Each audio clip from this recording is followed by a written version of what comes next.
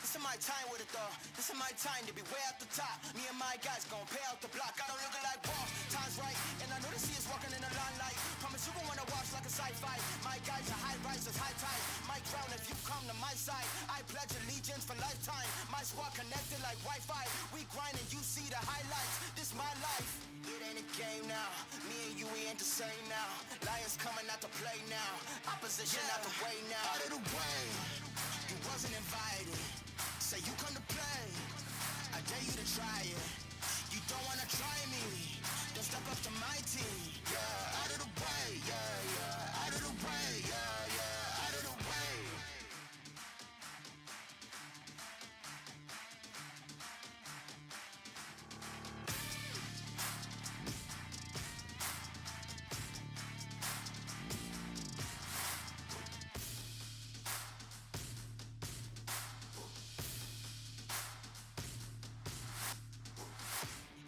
Game now, me and you, we ain't the same now. Lions coming out to play now. Opposition out the way now. Out of the way, you wasn't invited. Say you come to play, I dare you to try it. You don't wanna try me, then step up to my team. Yeah, out of the way, yeah, yeah. Out of the way, yeah, yeah. Out of the way.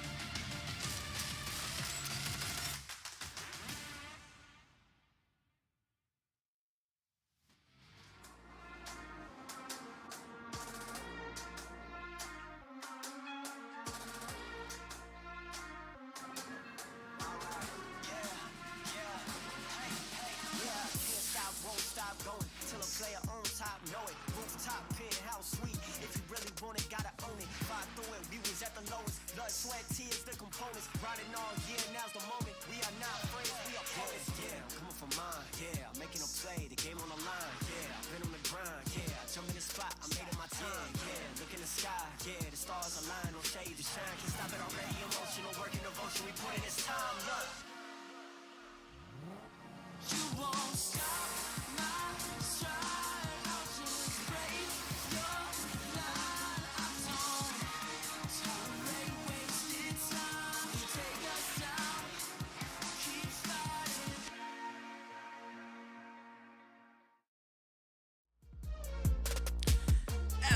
Welcome everybody to the Snapdragon Pro Series. My name is Victor Cax. Joining me here is the Musacho, and we're going to be bringing to you guys Free Fire. This is the Open Finals here, ladies and gentlemen. 24 teams are going to be vying for a place in the regionals, and we're going to be featuring some of the best here in Southeast Asia. My man, how are you doing here today? I am absolutely fine, Victor. I mean, we've been waiting for this day for a long time. It's not just down to these 4 days, right? The journey is quite far away. So the teams who want to get there, who want to enjoy some pretty neat prize pool down here at the Snapdragon Pro Series for Free Fire, under not just Asia Pacific, but as a whole, all the way down to the Challenger Series. We are here to see exactly who's capable of making that arduous journey, buddy. Indeed we are. And you know what they say, a journey of 1,000 steps begin with the first one, indeed. And the first step happens right here today, ladies and gentlemen, in this Open Finals. We got plenty of really interesting teams to be looking out here today, especially given that some of these guys had competed in last month's MCP, if I'm not mistaken. And we're definitely going to be looking at some of the really good teams coming into this competition here. So does that mean that this is going to be a very tight competition coming into this week? I think it's going to be a crazy competition coming into this week, right? Because like you said, the MCP Major Season 4 kind of just ended. We know exactly who the two representatives are going to be, who are going to be going to the Free Fire World Series. Those two teams are here as well. But the last time we had a Challenger Series, we did not see these two teams kind of dominate the whole competition. So, that just sets up the storyline quite deliciously, right? Are we going to see the two guys who are going to represent the whole of Asia down at the World Series dominate this competition, or will we see someone else trump them before they even get there? Well, we'll have to find out over the course of this week, but here is on your screens right now the prize pool that all 24 teams are vying for here. Starting from the first spot, you get $1,500 just when you dominate this entire Open Finals here. That's a hefty amount of money to be winning here, isn't it? Absolutely, man. I mean, when you get that first spot, 1,500 Singapore dollars, I think that's quite decent since, I'm from Malaysia. The currency is not as delicious as the Singapore dollar, so I'll take that any day, man. Point system stays the same. If you guys have been following the pro scene, in the recent times, you get that booyah, you get yourself 12 points. -3 points off if you get that second spot, -1 for each and every single position that you get lower. From that all the way down to the 10th place, where you get a single point. 11th and 12th spot gets absolutely nothing. But here's the thing, Victor, we focus on the aggression out there on the battlefield. Each elimination gets you 1 point. Exactly, and that single point, it's so significant here, especially in Free Fire. Rewarding aggression here means that teams are going to be encouraged to actually go out, pick up those fights, and to get those wins. So here is going to be the battlegrounds that we're going to be using for today's matches, starting off in the classic map of Bermuda, and then finally on to Kalahari. And basically, we're going to be splitting all of our competitors into 4 different groups, and that's why we're seeing a combination, basically, of different groups in both of these maps. Basically, each team is going to be expected to play, each group is going to be expected to play at least twice on this specific combination of maps. Absolutely. So if you guys look at the very top of the maps, you can see exactly which groups will be playing. For the first 2 matches at Bermuda and Kalahari, it's going to be Group A going up versus Group B. And I tell you, Victor, this is going to be one heck of a day, right? Because Group A is stacked, man. AV Radicals, the one and only representatives from the Philippines who are going to go to the Free Fire World Series, are in Group A. And their adversaries expand, the representatives of Malaysia, in Group B. I tell you, the first 2 matches itself is going to be pretty much grand finals type of worthy matches, man. That's exactly what I'll be expecting, especially seeing big names as well returning from Season 1. Farang, Access Esports, GeekFam, Warlords, K9 Esports. These guys are very familiar with them from last season's Snapdragon. Let's see how they stack up this season, especially against these powerhouse teams like AV Radicals and Expand. I mean, both of these teams specifically really made a splash during the last month's MCP. So I'm going to be expecting a lot out of these two. I really believe that AV Radicals use the Challenger Series as a launching pad to set themselves up for the MCPS Major Season 4. Because, the last time we saw them at a competition from Snapdragon, right, they they got that second spot. It was quite decent, but I guess it disappointed them to a fact whereby they said the next time we jump into competition, we are going to take nothing else other than that #1 spot. They pretty much dominated the group stage, they dominated the grand finals, and now they are here to pretty much dominate once again. So that's going to be the story set up here, Victor. Who's going to be able to oust AV Radicals themselves in the first 4 matches? Yeah, that's going to be very much up in the air, isn't it? I mean, Group C and Group D as well will have chances throughout the day as well to challenge AV Radicals in that group. But nevertheless, let's go ahead and highlight some of these other clubs as well. We're talking about Geek Fam, Axis Esports Club, and Bloody Head up here. They're all in the first match up for today, which is going to be in Group A and B. And these are very familiar names inside the scene here, isn't they? Yeah, absolutely, man. I mean, Geek Fam, they are the OG kings of Free Fire Malaysia. They are the OG dominators, but they kind of fell off the map. Their team got shuffled. A lot of the players in the current Geek Fam took a long break. You know, the scene knows exactly why they took that long break. Let's not get into that conversation now. But they are back. And we expected them to come back with a lot of fire in them, but what we see is a lot of misses rather than hits. So I'm still waiting for Geek Fam to go back to their old winning ways. Axis Esports, a team that started off with so much of promise, kind of, you know, falters towards the ending parts of the competition. They always start off hot, and pretty much Bloody Head are the exact same in terms of tempo, right? These two teams start off like they are the champions of the world, but they don't really seem to be able to sustain their dominance towards the end of the competition. It could be because they are releasing their strats way too easy and some of the other teams kind of get a hold of them. And ever since Expand jumped into the scene, right back again to kind of torture Bloody Head, they've lost their command post hold, and they've truly unnerved the players of Bloody Head. I've never seen Bloody Heads perform so badly until the recent MCPS. You see, that's the thing about esports in general, right? Yeah. It's really, really hard to stay up on the top. And, you know, even though you may have a really good start in the beginning of, like, your career, to sustain that takes a lot of concerted effort, and especially when you got new blood constantly coming into the scene, constantly bringing in new ideas, new strategies, maybe even new forms of aggression, can be very tough for long-time players to kind of keep up with that sort of progress inside the scene itself. This is such a stacked team, and one of the best players in Axis Esports is 666 Raf, the Indonesian import. And I tell you, man, when this guy went onto the battlefield for the first time, represented Axis Esports in the very first big leagues game, he was a nuclear bomb on the battlefield. What a way to put that. But the nuclear bomb, you know, it wasn't the OG nuclear bomb that kind of has lasting effects. This lasted, I think, a maximum of 3 rounds. Okay. And then he just disappeared. I don't know what's up, right? But it looks like Bloody Heads has got a couple of new players in their team. We're talking about Jaws, Fiersu, as well as Diffusal joining Mark and Morgana. This new setup could just be that something new we were looking for this team for such a long time now. Yeah, I mean, again, having a new team does bring its fair share of challenges, to be fair, but then it also brings a lot more excitement, I think. Yeah. Especially for the team that's been around as long as Bloody Heads themselves. So let's see how these two newcomers are going to fare now in this competition, because it's literally going to be throwing them right into the fire pit right now, right? This is the fire pit, because we're talking about Group A and Group B, and you know, there were a few names within Group A that we didn't mention just yet. We're talking about Farang being in there, but you know, ones that I really want to look out for is Revenge. Revenge is the rebranded Orange Esports. It looks like the organization has let go of their squad.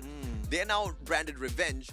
I'm not so sure what's up with this team, right? Because Orange Esports, or Revenge I have to say now, is built up of a squad of just pure dominance within the ranks of their players.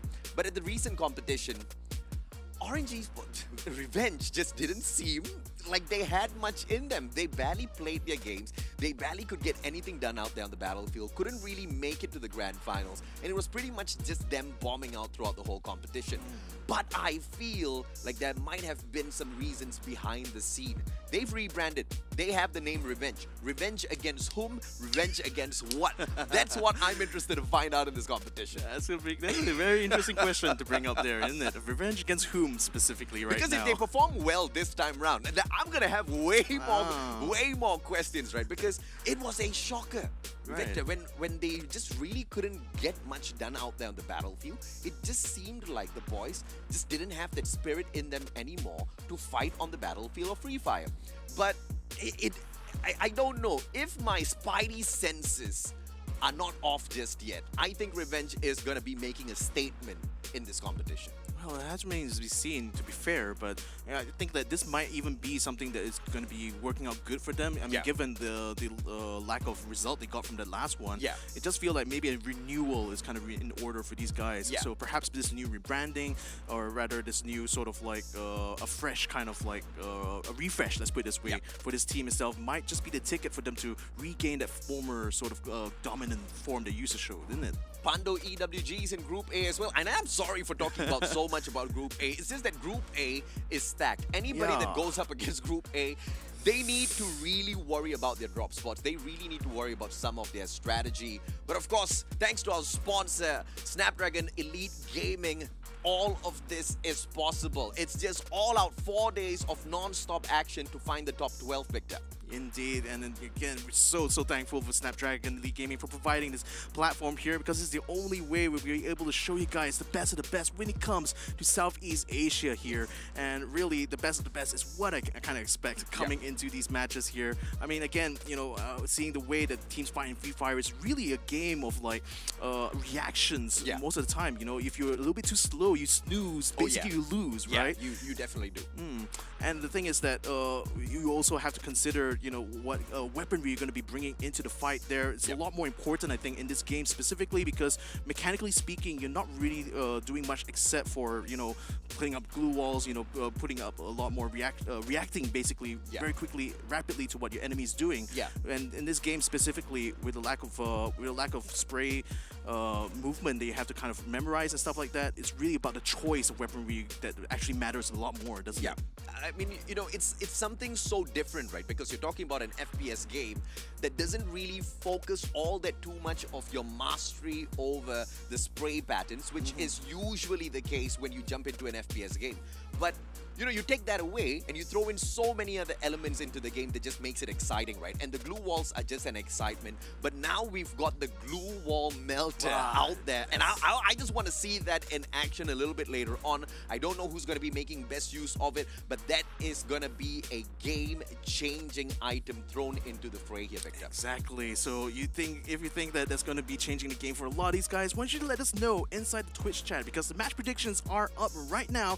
Go ahead and vote which teams or whichever players maybe, who do you think is going to be dominating this first day of competition here as we come into this open final. So anyways, kind of like, on that note about the glue bomb, that's going to be something that throws a lot of teams for a loop, right? Because we're already so used to the idea that battles is going to be completely littered with glue walls, left, right, and center. But now with this thing thrown in the mix right now, this is going to throw a lot of team strategies out the window, doesn't it? Yeah, as its name says, it just melts your glue walls, right? So, you know, there's no such strategy of running out into the open and expecting your glue walls to just be that massive fort that protects you. You now have to worry about someone who can just detonate all of those glue walls, drop them like it's hot, and, you know, that's the last thing you want beside an ice wall because it just gets melted down. But look at AB Radicals. We want to focus on the fact that they have now dropped into that high-tier loot zone, and that is the usual meta for AB Radicals. Always following that blue circle, always getting the majority of the loot early in the game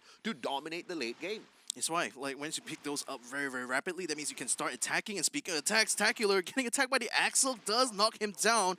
And looks like Expanse already loses one member right off the bat here. This could be huge for right at the beginning of the match. You know, in the past it used to be huge, but ever since Garena brought in the revival system into Free Fire, you know, life has just changed for the players, for us. The excitement level has changed as well, because now when you do have one of your players eliminated, in fact, you have 3 players eliminated on your team, no sweat, brother. You just get onto the revival platform, you bring them right back in, but therein lies the problem. Can you get to the revival point in time, and can you spend that whole duration and stay alive whilst your team members find their way back in? That is the issue here. Yeah, that is certainly an issue. But then in the meantime, though, Farang has just found K9 Esports looting in the same area right now and just engage them in a firefight at the moment. It seems like Farang does have the high ground, or rather does have proper cover here. So K9 is just going to try to maneuver around, but it looks like Superman finds a target, keeps him surrounded, keeps him locked inside the shed right now.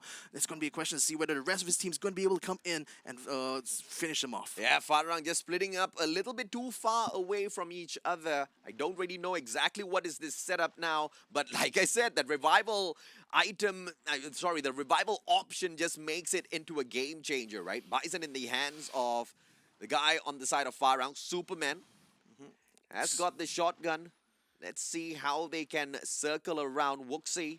Just one grenade can put an end to him, but a good time turner is pulled out. And the response of a shot, headshot, Wuxi gets taken out. That's a game changer. Necro goes down as well. On fire, this guy with this pass, a double headshot. Necro's gonna bleed out. Superman backs away. And just like that, K9's running away from Farang. And Farang had a disadvantage when we first started. Well, they may have a disadvantage, to be fair, but then again, now they're just going to be able to turn this around completely. Now the knockdown is going to come on Superman. Now this is going to hurt K9 so much right now. 2 members out on the map at the moment, and a triple kill to boot here for Barang. Yep, Farang, I mean, they've got a lot to prove, man. At the MCPS Major Season 4, Farang pretty much bombed out. They were the ones who represented Malaysia on the Free Fire World stage the last time around, and that exact same expectation was put on them. I guess that was just way too much of pressure to deal with, Victor.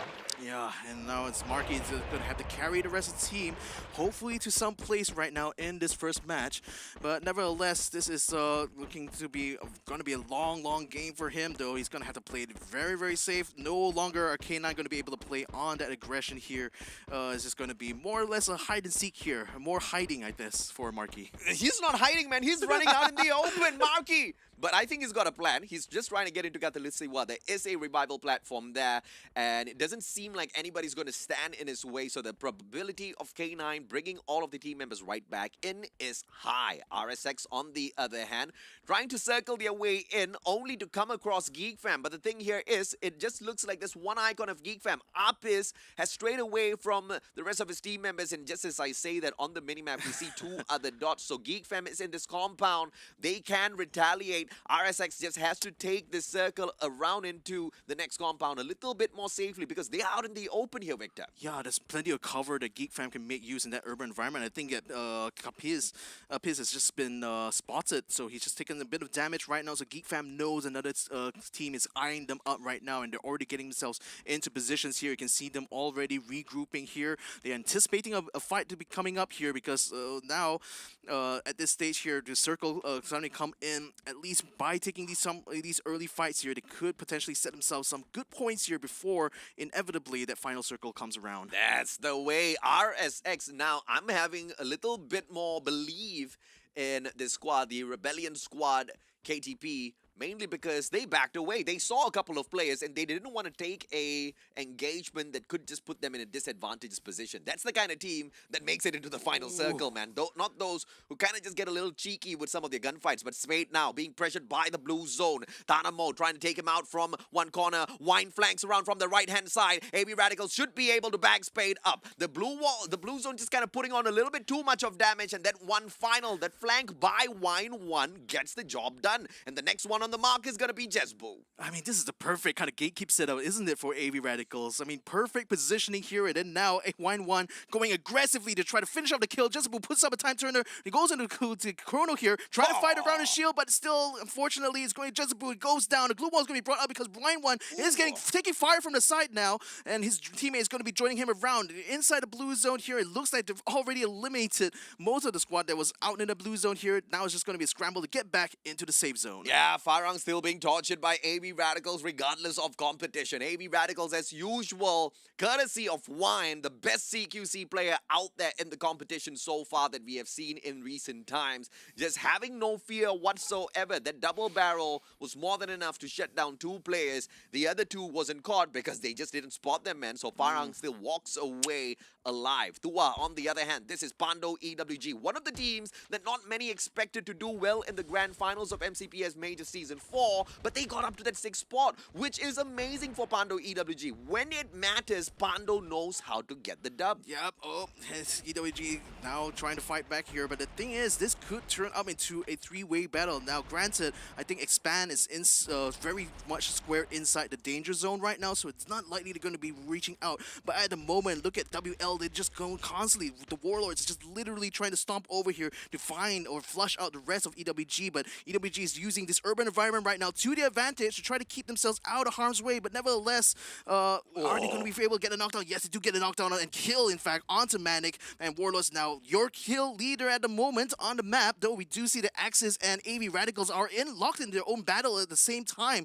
And it seems like kills are also happening on that end. Right now, though, for Warlords, they've already finished off one team. Now, but AV Radicals just got eliminated. What happened there? Champions kicked out already and we missed that gunfight? How could you, production? How could you? But it doesn't matter. Now Expand is about to snuff out the Warlords. They are the top 2 in Malaysia, so it's in Malaysia. They are the #1 team, right? And the Warlords better watch out. They've got no idea exactly who's in front of them. Mark, on the other hand, on the side of Bloody Head, they visit the compound of Geek Fam. Geek Fam shuts them down, but there can be a savior in disguise approaching this compound. Maybe that'll help Mark survive this, but the distraction needs to happen right now. Oh, I think the bigger threat is definitely going to be PRG right now. Geek Fam's going to have to turn around, and Mark might be able to use this opportunity to slip away, but it seems like Geek Fam might just be thinking about finishing off Bloody Head for good here before the inevitable next strike is going to come. So Mark, unfortunately, is locked up on the second floor. That's a good toss. Good kill right there. My goodness. Bloody Head's unfortunately swiped off the map. Hakimi, God nade, fantastic accuracy, and he cooked it up perfectly. The moment it hit the ground, it went kaboom, and Bloody Head followed the lead of AV Radicals. Two Filipino teams taken out so quickly. But they're not quite out of the woods yet, though. PRG are literally coming up to the clock tower right now, and Geek Fam knows it too. So they're trying to dig themselves in here. But look at this. This circle now getting very, very crowded. Expanse also moving in. Warlords following very closely behind. Expanse might be able to gatekeep them somewhat if they'll be able to just set themselves well in Factory. In fact, they already spotted Tacular, putting some good shots there, putting him down a little bit. Now Cobra is going to be chasing in to try to finish them off. But then watch out. The rest of Warlords are also just over this wall right now, and X-Roy is going to have to be very, very careful about this approach. He spots someone there, sends out the glue wall buster. I don't think it's going to be busting any walls at the moment, though, as they are waiting to see whether or not Warlord is going to be coming in straight away. Cobra, unfortunately, having to put himself out of harm's way. Their glue walls keeping him alive for now as he gets back to the rest of his team, and Warlord's right now desperate to try to get into the safe zone because they're now fighting inside the blue zone right now, and unfortunately, 2 of them gets himself knocked out. It expands while just runs them over like that. Triple kill for X-Roy. X-Roy, the Annihilator. This guy with a Mag 7 and Charge Buster in hand. Nothing can stop him. A double shotgun setup by X-Roy, wanting to be a CQC specialist himself. This is a little bit of a surprising setup because usually you look at the players who play that CQC on the side of Expand just too fast, as well as Cobra. X-Roy and Axel usually they hold quite the long angles. Now this might just be a setup that is suited for the World Series, and they're starting to practice these plays a little bit early. I like that from Expand. But are they comfortable yet with this play style? It seems like they are, as Tacular, the final player outside of the circle for the side of Warlords, so low in HP, and Too Fast is still annoying, waiting for him to drop down onto that lower ground. That's the thing, he hears the footsteps. He knows that he's being checked. He's being hunted right now. He needs to find a way to get above Too Fast here. At least he has a high ground somewhat, but he's stuck in that corner because of the way this circle has turned out. So he's rocking a hard place there, and Cobra finally puts him out of his misery. Yep, Expand shutting down the Warlords just as expected. Farang, on the other hand, back in together as a full squad. That revival system giving them a lot of advantages here. K9 Esports, on the other hand, have a couple of team members outside of the next circle, but it doesn't really matter just yet as the blue zone doesn't catch up with them. Axis Esports still taking their own sweet time before hopping on into the next safe zone. a lot of time not available as that circle is moving continuously. You need to get there first. You need to find a safe spot for yourself. Just like PRG, Paragon is sated in and they don't look like they want to get involved in any one of these gunfights. I mean, they're doing the very safe thing, right? Get right in the middle of that circle, just wait for the next one to come in and let everyone else fight on their own. And speaking of those fights, K9 getting fired upon by Farang. Spade trying to go for the flank, gets spotted by Wuxi, but unfortunately Wuxi doesn't quite get the knockdown, so she is going to have to just stay in that second floor and just wait for someone to come upstairs here before she's going to be able to counter-attack that. But in the meantime, what's the rest of the team going to be able to do right now? They're a little bit outside of the zone there as the rest of PRG are just going to be storming into the front here. They do take out Expand completely, so that's two powerhouses already taken out of Group A and B. What is going on here, my man? Well, based on our conversation, Victor, we now have identified the storyline. The storyline is not going to be the two representatives who are going to be going on to the World Series to use all of these other boys on this practicing ground. Instead, others are going to be using them to prove exactly how good they are on the battlefield. The top two, supposedly from Asia Pacific, knocked down onto the ground already. Let's see if or not they can make it back in the other matches. Farang, on the other hand, still surviving. K9 taking over the lowest bottom of the stairs. A double glue wall setup will barricade them down, but the backstab by Jesbu hits a double and K9 bites the dust. Necro runs away. Jembal says, come back here, boy. Double barrel doesn't catch him just yet, and that final shot puts him out of his misery. Wow, I mean, that was a very, very hectic fight, but I think Farang just handled that completely well. I mean, blocking off that stairwell was the first step of that plan, but they still needed to try to meet them on the ground there, but good knockdowns all around from that top side allowed them to just dominate the rest of them. And then now we're seeing a fight between the RVG and Geek Fam around the corner there. Yep, they're trying very, very hard to use these glue walls to keep the Axis out of the way there, and it actually kind of blocks their movement a little bit. Now they're trying to go for a little bit of a stack up here to see if they're going to be able to just build this wall. Oh, the wall, it still did not work. The bomb still gets through, and Farang becomes your new kill leader by taking out Axis Esports. And this next fight is gonna be huge. It's Revenge going up against Farang. Farang, the kill leaders of this lobby, but Revenge wants to really prove themselves. Now that glue wall buster drops down into the ground. All of those glue walls have roughly about 5 seconds out there on the battlefield as they get melted down to the ground. Dekos turns around, but Ganza helps him out. Jembal dropped onto the ground. Spade strikes back at Dekos. Kamal Tom steps on up. Spade shuts him down. Back and forth. Revenge is running circles around Farang. Yeah, they just gotta have to get themselves back up to speed though, but then the rest of the teams are just scrambling to try to get into the circle right now. Just only getting around to the edge here, and now they're gonna be meeting Farang in direct battle here, trying to set up. And getting a knockdown just in time though. This could be really bad for Farang right now as they are turning tail, trying to run away. Then Revenge is still coming in, serving them a complete fight here, and the Revenge dish best served cold. Yeah, this is that prediction. Revenge wanted to make a statement, and this is that statement. And now they are one of the craziest team members out there on the battlefield, the kill leaders of this lobby. And Geek Fam, they go ahead to meet Paragon first, just on the very edge of the circle. Revenge needs to make their way across that body of water, but thankfully all of the other players, all of the other teams are distracted. They use that point of distraction. Kamal, Thorn, Ipens, Error, just the trio on for the survival on the opposite side. They don't need to do much. They tease the players of Geek Fam though. They send those shots out, and now they've got people having their eyes on them. This might just be trouble for Revenge. Yeah, it might be a little bit of trouble there for them because it's a little bit outside of the zone right now, trying to make their way inside. But unfortunately, a huge firefight right now as Geek Fam has one knockdown there. Era 7, I think it's not going to be too long for this world right now, but it's fortunate enough he has that rock for cover at the moment. But a little bit of a scramble here for Geek Fam as Farang is just trying, 3RG, Paragon trying very best to take down Hazik. Hazik down to a sliver of his health. Still gets another knockdown anyway, though. What a play there by Hazik.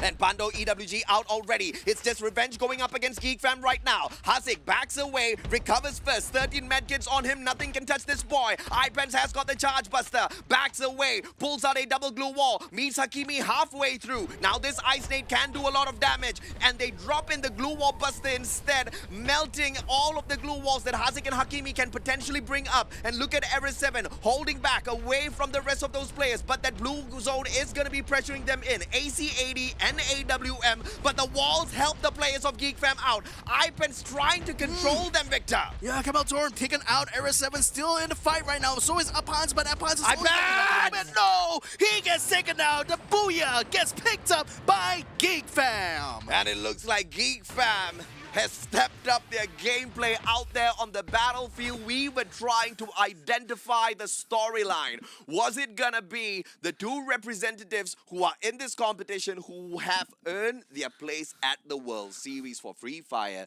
dominating the whole competition, or is it gonna be these other teams proving themselves against the two titans? And the story just pans out whereby those two titans bomb out super early, and those that barely performed at the MCPS Major Season 4 are right up at the top. I mean, talk about revenge. The massive number of kills. They've got their revenge, but the question is, against whom? That's a big question, isn't it? But nevertheless, they certainly played really well in this round, and I think that was probably like a 4th or 5th place finish for them. That's still really, really good, especially considering the powerhouse teams that we had in this competition. And emphasis on Hat, though, because what the heck happened to AV Radicals? Unfortunately, we did manage to see it live at the moment, but it looked like they were locked in a battle and just ended up losing too many members right from the get-go. I have no idea who took them down. We didn't catch that fight. I was preoccupied with whatever that was happening on the screen at that point of time. It's a little bit of a pity that we didn't get to watch AV Radicals, you know, get eliminated, I guess. But, you know, it's not the only match. Yeah, it's Free Fire, baby. We've got match after match after match. We've got 6 games in store here for us. And groups A and B, they are in 4 of these matches. So I'll take this, man. Let's go. We've still got a lot more. Yeah, a lot more still incoming here for the rest of the day right now, because this is literally the first match. We still have so much more to play here. We still have 2 groups in the waiting, you know, to come in. And I think the next groups, C is going to be able to finally get a little bit of experience of battle right here, because that's going to be the next round that will be coming up soon here, ladies and gentlemen, as we're going to be looking at the replays here. So, I mean, I think the main thing we really want to see is what happened to AV Radicals there, because we thought they were going to be able to put up a good fight. We thought they were going to be making it to the final circle, but I think as well, you know, the fights we did manage to catch up here, like Revenge. I mean, what a play they managed to pull, especially in that final circle there. Axis Esports, you know, this setup here where they literally put up the wall, thought it was going to be a good play, but look at that, the bomb literally explodes on the top, affects both of them, knocks both of them down. And you know, it takes a lot of skill to execute a toss of the grenade like that. You gotta cook it up just perfectly, man. And you gotta time it really well as well. And there was no way he could have predicted a glue wall on glue wall stack at that point of time. He had already pre-aimed to throw that grenade. By God's grace, the second glue wall that was erected was not enough to stop it. Grenade gets a knock. Axis Esports got tap out in that matchup. But Farang, who led themselves into that fight against Revenge right after that, that was a little unexpected. I expected Farang to put up a little bit of a stronger fight because of how Revenge has been performing in the recent past. And I've been saying this in that competition as well. It just doesn't seem like the players were trying. In fact, it really looked like they just had no mood to play Free Fire at all. Maybe that's why they needed this rebrand, you know, that's why they needed to kind of like make themselves anew. And I think this is going to be a really important step for them right now as this new squad here, because it feels like they're reinvigorated, they're re-energized right now. They've got the mood. Exactly. So let's see how they're going to be able to carry this momentum forward here, because I'm going to be expecting good things for coming out from them in the next few matches. So that's definitely going to be one team to watch out for. Yeah, okay, Bermuda, done and dusted. Now let's hop on over to Kalahari. We know the pace of the matchup changes just a little bit. The play style changes a little bit as well. You've got a lot of these hills and terrains and mountains that you need to traverse through. You need a grappling hook. That's one of the main things you want to aim for when you're in your looting phase at Kalahari. If you get it, good on you. If you don't get it, a little bit too sad for you, because you're not going to be able to really dominate Kalahari at its best. The grappling hooks are a must in that looting process, but it's all up to luck and whether or not you can pick it up. But there's another item that we haven't seen in action today. The grenade launcher. That in itself is a mini package of destruction, but it's surprising that no one picked it up. Well, I mean, you have to consider that it might be a little bit difficult to use. Like, again, you still have to consider that Kalahari itself, or especially, will have a lot of verticality. That's why the grappling hook is very, very important. You want to be able to scale up to the high ground there, especially if you already have teams set up there. But I think grenade launchers, in context right now, do they really do enough damage to glue walls? Because I feel that will be the most utility they will mostly find. Yeah. Is that if glue walls become a little bit too packed, Yeah. perhaps a grenade launcher might be able to provide the area of damage enough that will be able to damage whoever is trying to hide within that zone. So maybe it's a very situational kind of weapon instead of rather a kind of weapon you bring to an assault. Because naturally, I think if you're going to be going for all-out assault, you'll be using the tried and true tested meta guns like the Mag 7, for example. Nothing really beats a Mag 7 at close range, especially. And I think a grenade launcher, if you're going to be fighting at long range anyway, might as well use an AR or a sniper rifle. Yeah, a grenade launcher in the right hands turns into a sniper rifle.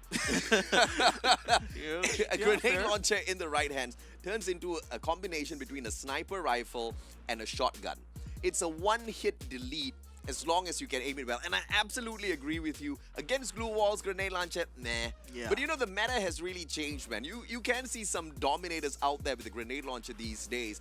And I'm talking about, who's the best one to take as an example? Too Fast. Too Fast from Expand. He's one of the best grenade launcher players available out there on the battlefield. He never strikes the glue wall. It's either at the top or at the sides of it. And I don't know what's up with this child, but his predictions are always on point. You either got to pop it on the left-hand side of the glue wall, on the right-hand side of the glue wall, and no matter where he lobs that grenade, he almost always gets a knock. And sometimes he just lobs two grenades, one to the left and one to the right. Where are you going to run? Nowhere, brother. You get piled in. Grenade launcher for the win. But the question still stands. Who's going to be able to get their hands on it? It's quite the OP weapon if you're lucky enough to find it. But I think that also illustrates another point, because how many other players are able to match his level of proficiency, right? Yeah. So I do think that it's kind of a risk versus reward kind of thing going on here, because some teams may not even have someone who is capable of being able to play at that level. So if you do pick up the grenade launcher, it might actually be useless in your regard. It's just going to take up an equipment slot for you. It's going to not going to get as effective. And if you get taken on by Too Fast and he steals if you instead, knock yourself out with the grenade launcher, GGWP. Exactly. So it's a really hard thing. So that's why I still feel that for the vast majority of teams, it's still probably going to be a very situational thing. But granted, you do have a point. If you are capable, you do have the skills for it, then you definitely can make that grenade launcher work out for yourself. Absolutely, man. Well, ladies and gentlemen, boys and girls, we've talked a lot. They've played a lot. We won more matches. But before that, a quick short break. When we come back, it's going to be round 2 at Kalahari. The Snapdragon Pro Series is brought to you by Snapdragon Elite Gaming, Monster Energy, and Kachi Shop. Will get better first. I got 10 toes in the dirt. Push through the hurt just to show 'em my worth. I'm the best. Yeah, I'm the best. I never stress. I know what's next. I'm who they test. Like we playing chess. But I'm unimpressed. So now let me flex. Yeah, I'ma work through the struggle and hurt. Cause I know my worth. And I gotta be first. Yeah, I gotta be first. Look, I don't want anyone's sympathy. I understand what is meant for me. I give my focus and energy. If it's meant to be, then it's meant to be. But mentally, I'm undefeated. They hear that and say I'm conceited. Like there's no reason. Like I don't beat them and come back again just to teach them that when you work under pressure, you reach higher measures. They'll try and bring you down, but you cannot let them, and only get better and focus on cheddar. Eye on the prize and you'll become a legend. Like, when I'm in the room, it's a red alert. You want to compete, well, get better first. I got 10 toes in the dirt. Push through the hurt just to show them my worth. I'm the best. Yeah, I'm the best. I never stress. I know what's next. I'm who they test. Like we playing chess. But I'm unimpressed. So now let me flex. Yeah, I'ma work through the struggle and hurt. Cause I know my worth. And I gotta be first. Yeah, I gotta be first. They don't know what's gotten into me. How'd I turn pain into energy? Through all the struggle and hurt, remember my worth, and that's why I gotta be first.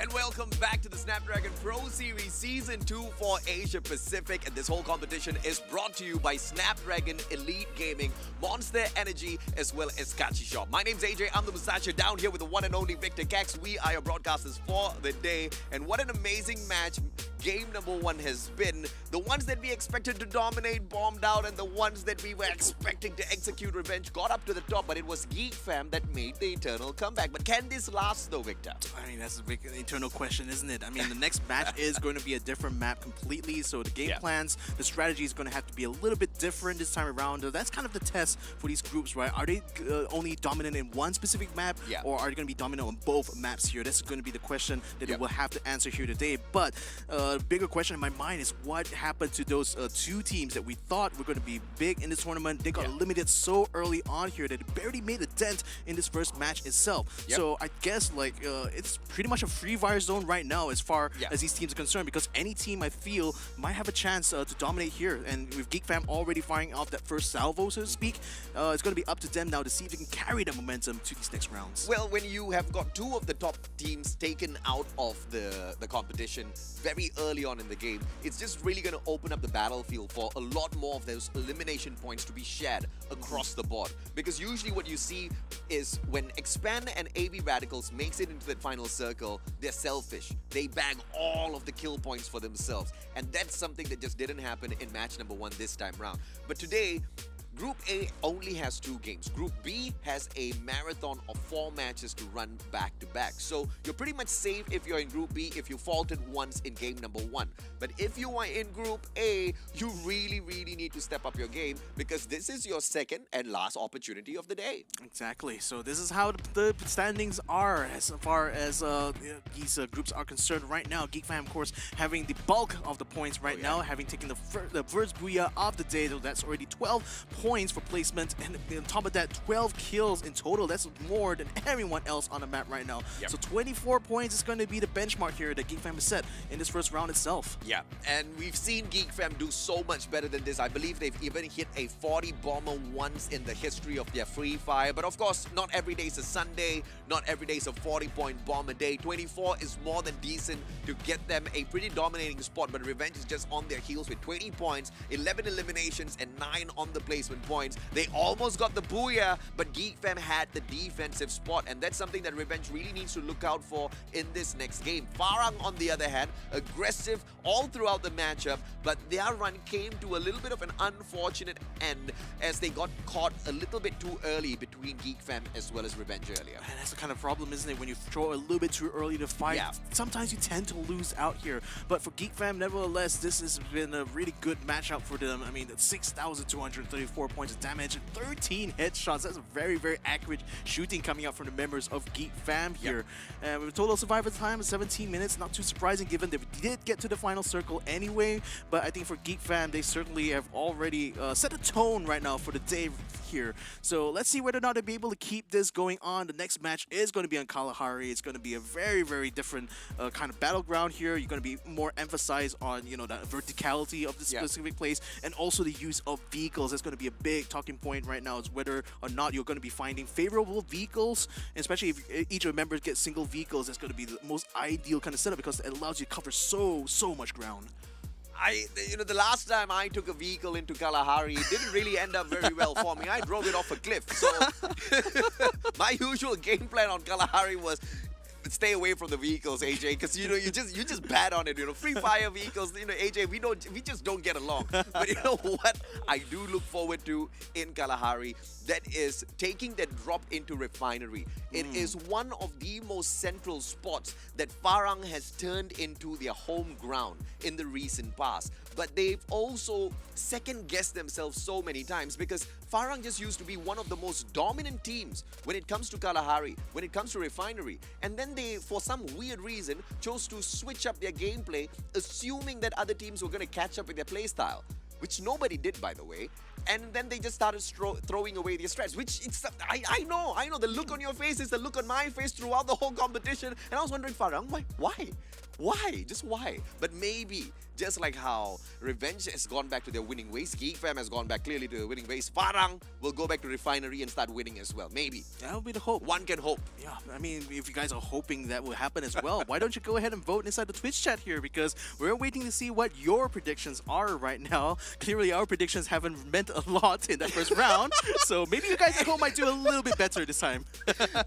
I did predict Revenge though. I did predict them having some sort of a statement. But here's the problem though, bro. Revenge, I would hate for them to be a one-hit wonder. I want to see them perform again in this second matchup. Let's see what they've got in here for us. And it looks like we've got them, and we've also got the Bahasa Casters with us now. Oh, yep.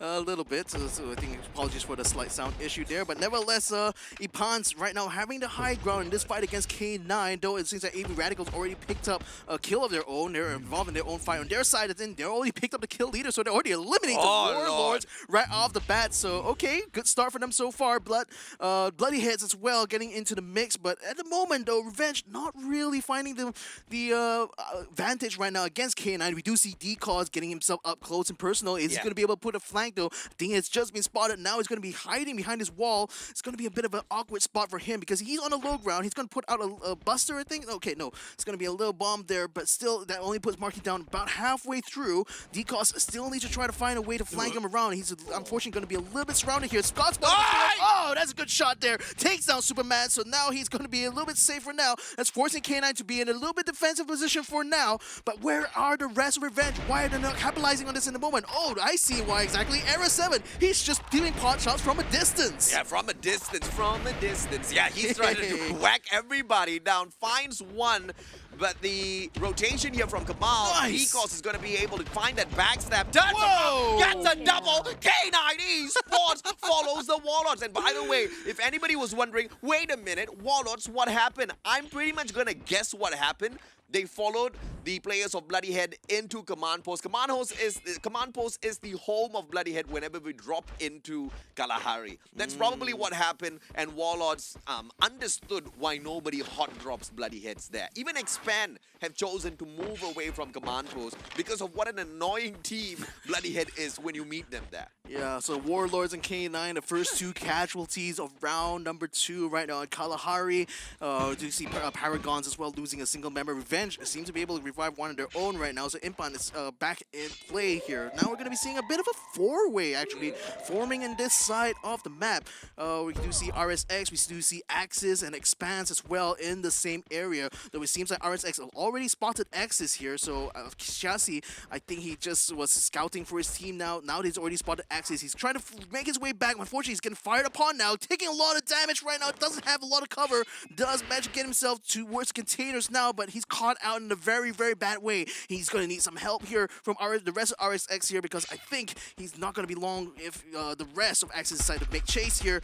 Now Chassis is going to try to fire back. Axis, are they going to be fighting here? This is case in point as to why you want to pick up the grappling hook. You saw how Tiasi just literally hopped twice, and that was one heck of a long bunny hop that got him across from his defense behind a boulder. The guy's still alive. You need that grappling hook when you drop on it to Kalahari. Now here's someone playing the meta that I played and deeply regretted very quickly. So let's see if or not Axel will end up regretting as well, as he parks his car just beside his brothers. Expand, trying to take over this compound, and Farang might just be annoying enough to take them out of the equation. Refinery, this is one of the top spots we were talking about, and Farang holds on to it.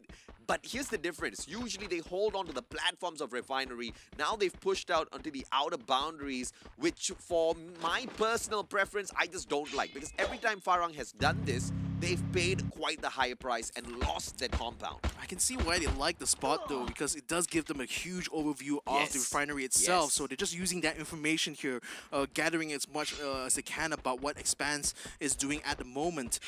But right now, Expanse seems to be very much content just digging themselves in here. Though Cobra putting some pot shots is going to be calling a bit of attention to themselves here. So I wonder if that's going to be calling some of the teams to surround the command post right now. In the meantime, time, though, AV Radicals are starting to make some moves here to get into towards the ruins at the moment.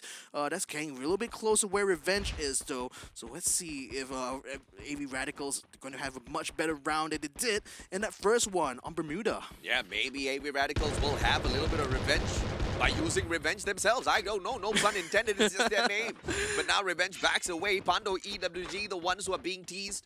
And it looks like Revenge just wants to flank around from the outer regions, from the right-hand side. They send out 2 players trying to catch the players of Pando EWG off guard. Decos and Kamal Tom getting the job of rotation done. And it looks like Pando EWG does not suspect anything at all. Oh, Twas, he was on top here, and unfortunately the high ground allows him to get one knockdown, but unfortunately he's going to be surrounded here, putting himself in a little bit of a tight spot with the glue walls around. RS7 trying to find an edge here in order to try to take down Twas. Does get high ground. The glue wall comes out just in time, but unfortunately Twas gets knocked down. And this is going to put EWG in a bad spot here because he was providing them information from the high ground. But take them out. And then now Manic takes out one as well here. So EWG, they managed to just hold off this fight here, but now they're down 2 men. See, that's my question. Are you going to be a one-hit wonder? Looks like the answer is unfortunately yes. AV Radicals, on the other hand, trying to clean up house at Mammoth. Pando EWG now at a disadvantage as they are on the lower ground as well as down in terms of numbers. AV Radicals, on the other hand, they've got them all covered. Tanamo with the backstab. Manchai distracted, and therefore he's now going to get taken out from the back. Ritus is already there. Manchai tries to look behind. Rain steps on in. Tanamo says, get out of here with the Mag 7. Manchai now, that backup. Ritus wants it, and Manchai gets taken down. Wine with the AC80 CQC. That guy's a monster, I tell you. Ugh, and with that done, AV Radicals regains a kill lead on the map right now. Triple kill here from Wine 1. But again, it's going to be a question of whether or not they can keep this up. But so far, I'm liking what I'm seeing from their side. Axis at the moment looking like they're trying to gatekeep one of the members of Geek Fams here, Yasta, unfortunately out in the blue zone right now, and Axis very firmly in the confinement area. The rest of Geek Fam, unfortunately, a little bit down south, so Yasta is a little bit out of reach there for the rest of his team to support. Nevertheless, though, now the second circle is already shown up here in Axis. Wow, we're already having such a good position here. They don't really need to move Farang as well inside the middle of the circle itself on the Bayfront. Paragon will be reaching in, and they might actually encounter RSX on the way down south here. Expanse making some moves there. They might actually bump into Farang anytime soon. Yeah, and now they are out in the open. Farang can punish the players of Expand. We catch sight of X-Roy, who just gets dropped off by the side, pulls up a double glue wall for the extra defense, needs to patch himself up real quickly. The rest of the players of Expand, they circle around. X-Roy tries to hop on up. That grappling hook kind of falls short because of the tight corner. He busts his glue wall down just so he can reposition. But Farang now caught in a tight little corner. Can they fight back? It's all going to depend on how the players of Expand circle around. Yeah, I mean, right now, too bad it's stuck in the house here. He does have his teammate upstairs for backup, so he knows that if things get really dicey down the ground floor, he can always make it up to the first floor. Unfortunately, dicey doesn't quite describe it here because Farhan does get the first knockdown, takes out X-Roy completely. So now Expanse is 1 member less. Now we just see Cobra trying to get on the rooftop here to fight against Spade, forcing him down on the ground. Unfortunately, a knockdown as well. Too bad now, trying to prevent Cobra from being surrounded, but unfortunately, the rest of Expanse now pouring into the site. They're going to make it very hard for Farah to hold the position. Unfortunately, with the Spade now, I think he's got knocked down, completely taken out. Jezebel desperately trying to regain control of the situation here. Too Fast also being knocked down. Will they be able to take out the rest of Expanse here? Look at that, just face to face, trying to get the knockdown. Not able to get the knockdown here. Jezebel just hides away. Expanse right now very much hurting at this point. 2 members down, 1 member down. Oh, it's literally down to the axle here right now. Yeah, and 3v1, it looks like this is the end of Expand.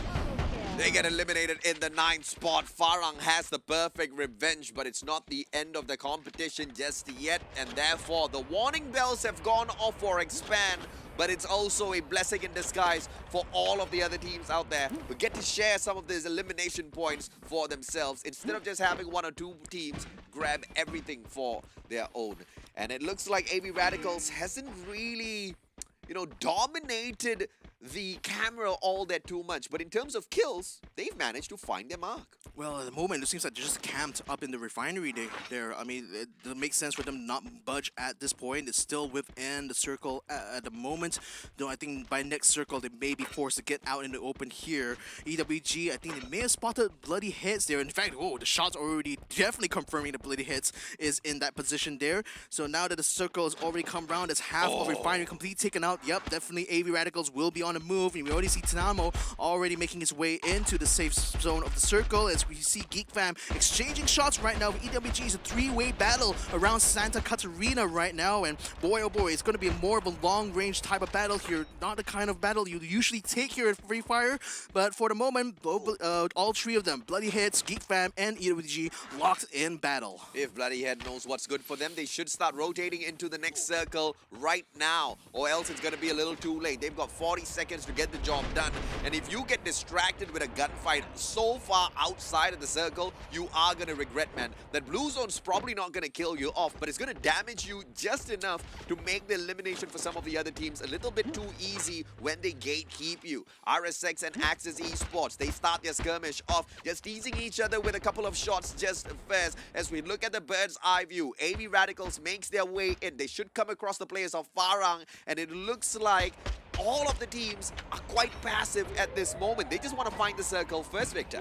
Yeah, I mean, it makes sense to try to be passive at this point because you never quite know. At this stage of the game, all the teams will be quite well farmed up. They will have definitely a lot of good equipment and weaponry to boot. And at this point, you just really are just poking from a distance right now because you don't want to risk that face-to-face confrontation this early on. But I think that might be forced sooner rather than later here. Jembal taking a lot of damage. He jumps out the window here. AV at the moment getting a kill there. Quadra kill for Wine 1 right now, though unfortunately his teammate Toos has taken quite a bit of damage. Too bad. Trying to exchange fire there on the rooftop with Rimmel 1, and Rimmel 1 forced to try to hide behind the glue wall in order to heal, so that's going to give a bit of respite. Now the Glue Buster is going to be brought out on this floor right now to try to clear up the stairwell to allow access to the lower floor, but Jeristabu is already making his way out of there, out of dodge, trying to get out of the crossfire here because now AV is going to have to focus on another target, which is Paragon, who's just set up across the street. Yeah, Paragon just teasing the players of AV Radicals. Question is, does AV Radicals have enough resources to focus on two teams at the very same time? Wine drops that glue wall melted, tries to get those glue walls away, but it just pretty much seems to be a couple of waste of resources if you ask me, because Farang doesn't really want to engage just yet.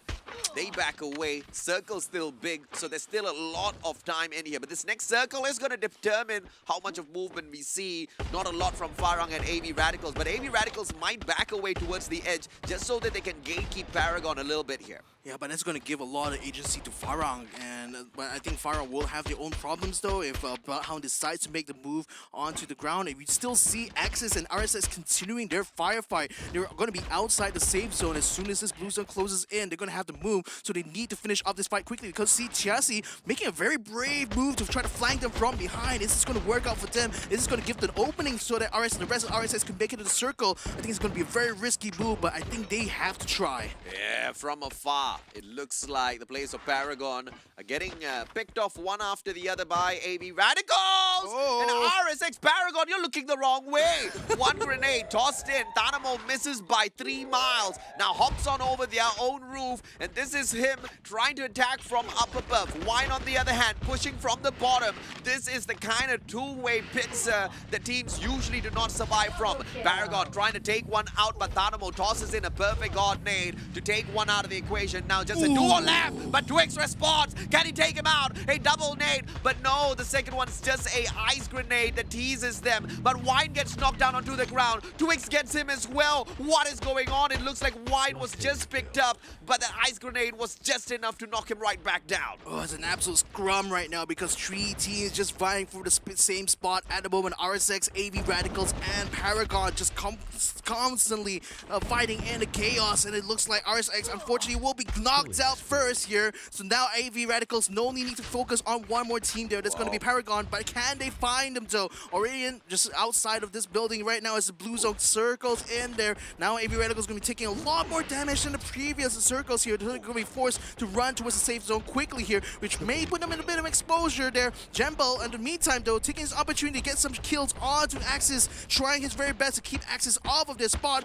as Axis tries to keep them surrounded on the ground floor. Now the thing is that Farang, at least with Jembel holding the line here on the second floor, makes sure that no one can get close without him at least bringing an attack there. But Axis Esports, they're keeping them surrounded. They really want to take out the Farang right now as AV Radicals, I think they just taken out another member of Paragon here. And right now, let's see whether or not they're going to be able to make the storm in as Axis now getting right up against the window. Jembel now forced to get down to the ground here to help out Jezebel, who's taking a lot of damage there. The glue buster comes out. Jezebel is exposed now. Is he going to be able to stay alive? He's going to try to run out with it. No, he does not. He gets knocked down by 2-1. Now it's going to be Rimmel that takes the killing spree here. And it looks like Rezo Axis very much in trouble now. One last member left for them as AV Radicals completely take over the building here. Jezebel running away now as Wine1 takes the shot.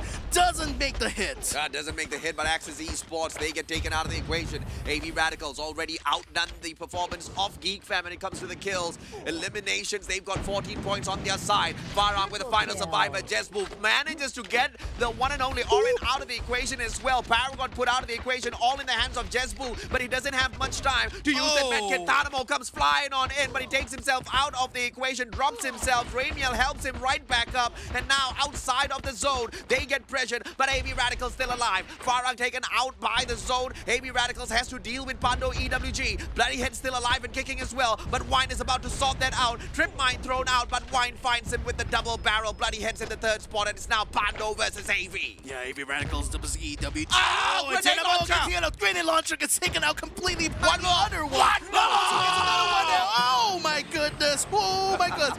You may have a point there with a grenade launcher, my friend, because that is just one EWG, the Booyah, in round 2. Oh, too good. You pick up the grenade launcher, get into that final circle, don't waste your grenades, and you're gonna have the advantage for sure. And you saw even the most dominant AV Radicals could not do much against the grenade launcher. They just ate it up and unfortunately lost out on the Booyah. But what they do not lose out on for sure is that number 1 spot. Because I don't know exactly how many Pando has on their side in terms of eliminations, but I highly doubt they outdid AV Radicals in that one round. They need 4 points more than them to get that number 1 spot, and I don't think Pando EWG hustled that much in this matchup.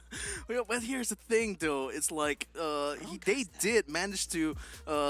He also had a grenade launcher at their side, but what Pando did that was really brilliant was he took out that guy first. Yeah. He knew that was the biggest threat on the ground. By taking him out first, he ensured that he wouldn't have the same advantage that he had with the grenade launcher. So, wow, I mean, very well played in that split second there for EWG. And I don't know, but I kind of feel like a fundamental mistake by AV Radicals is giving Wine the grenade launcher.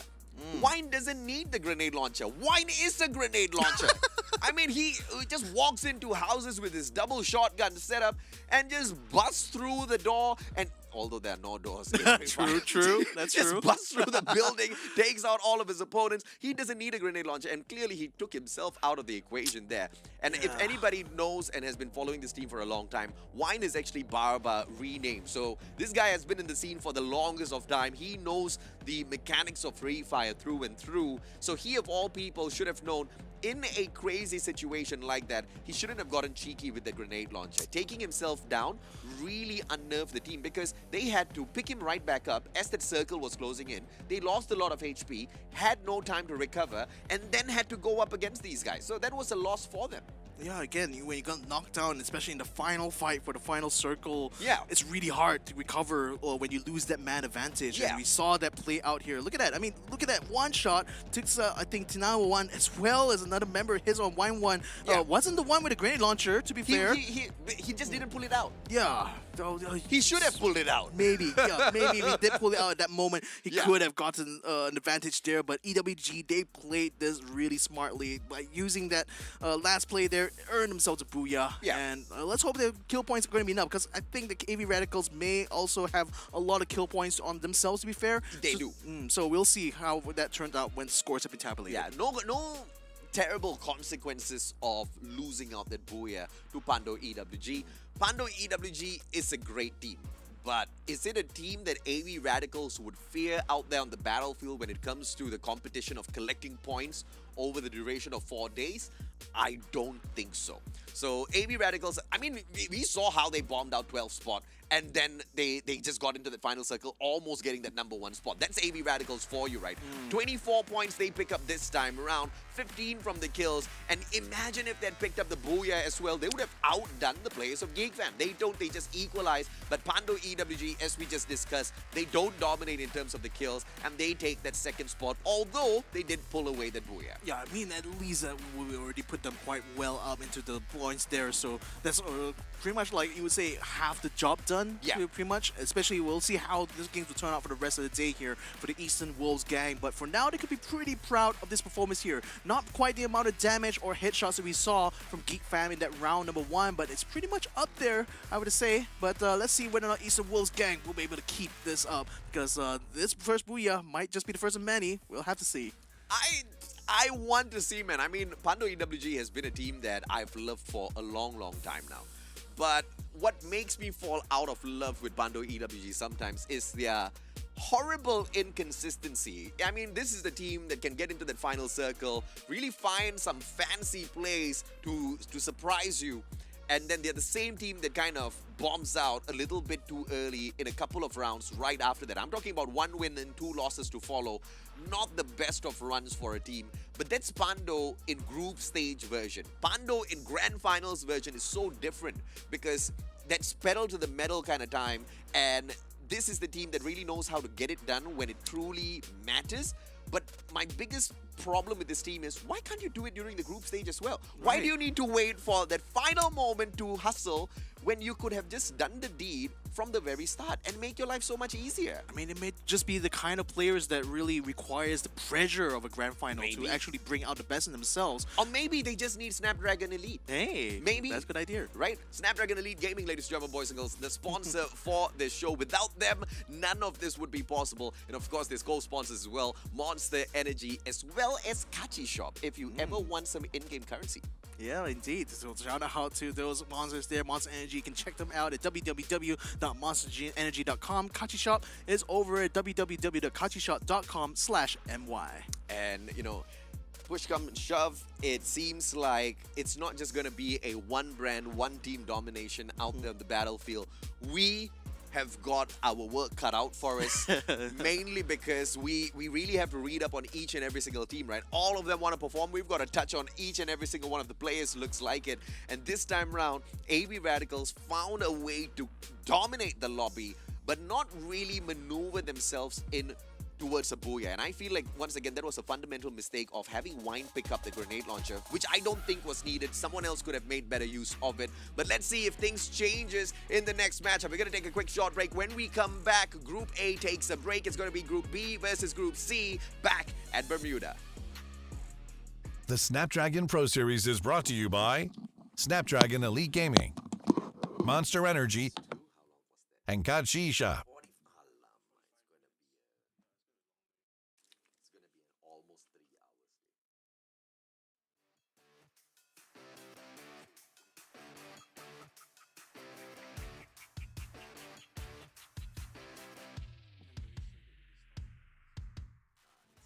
Schedule, so we really need that.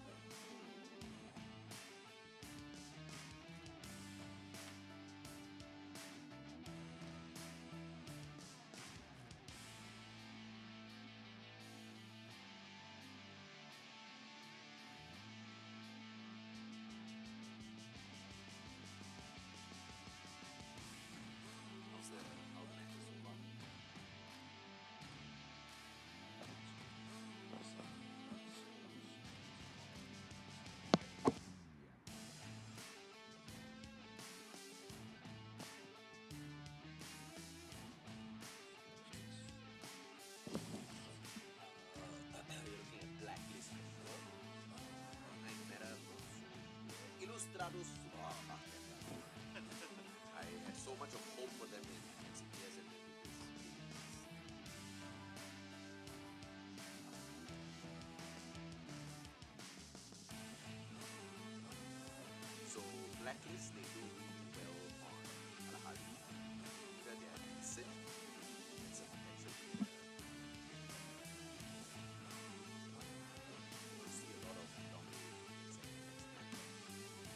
like expand is.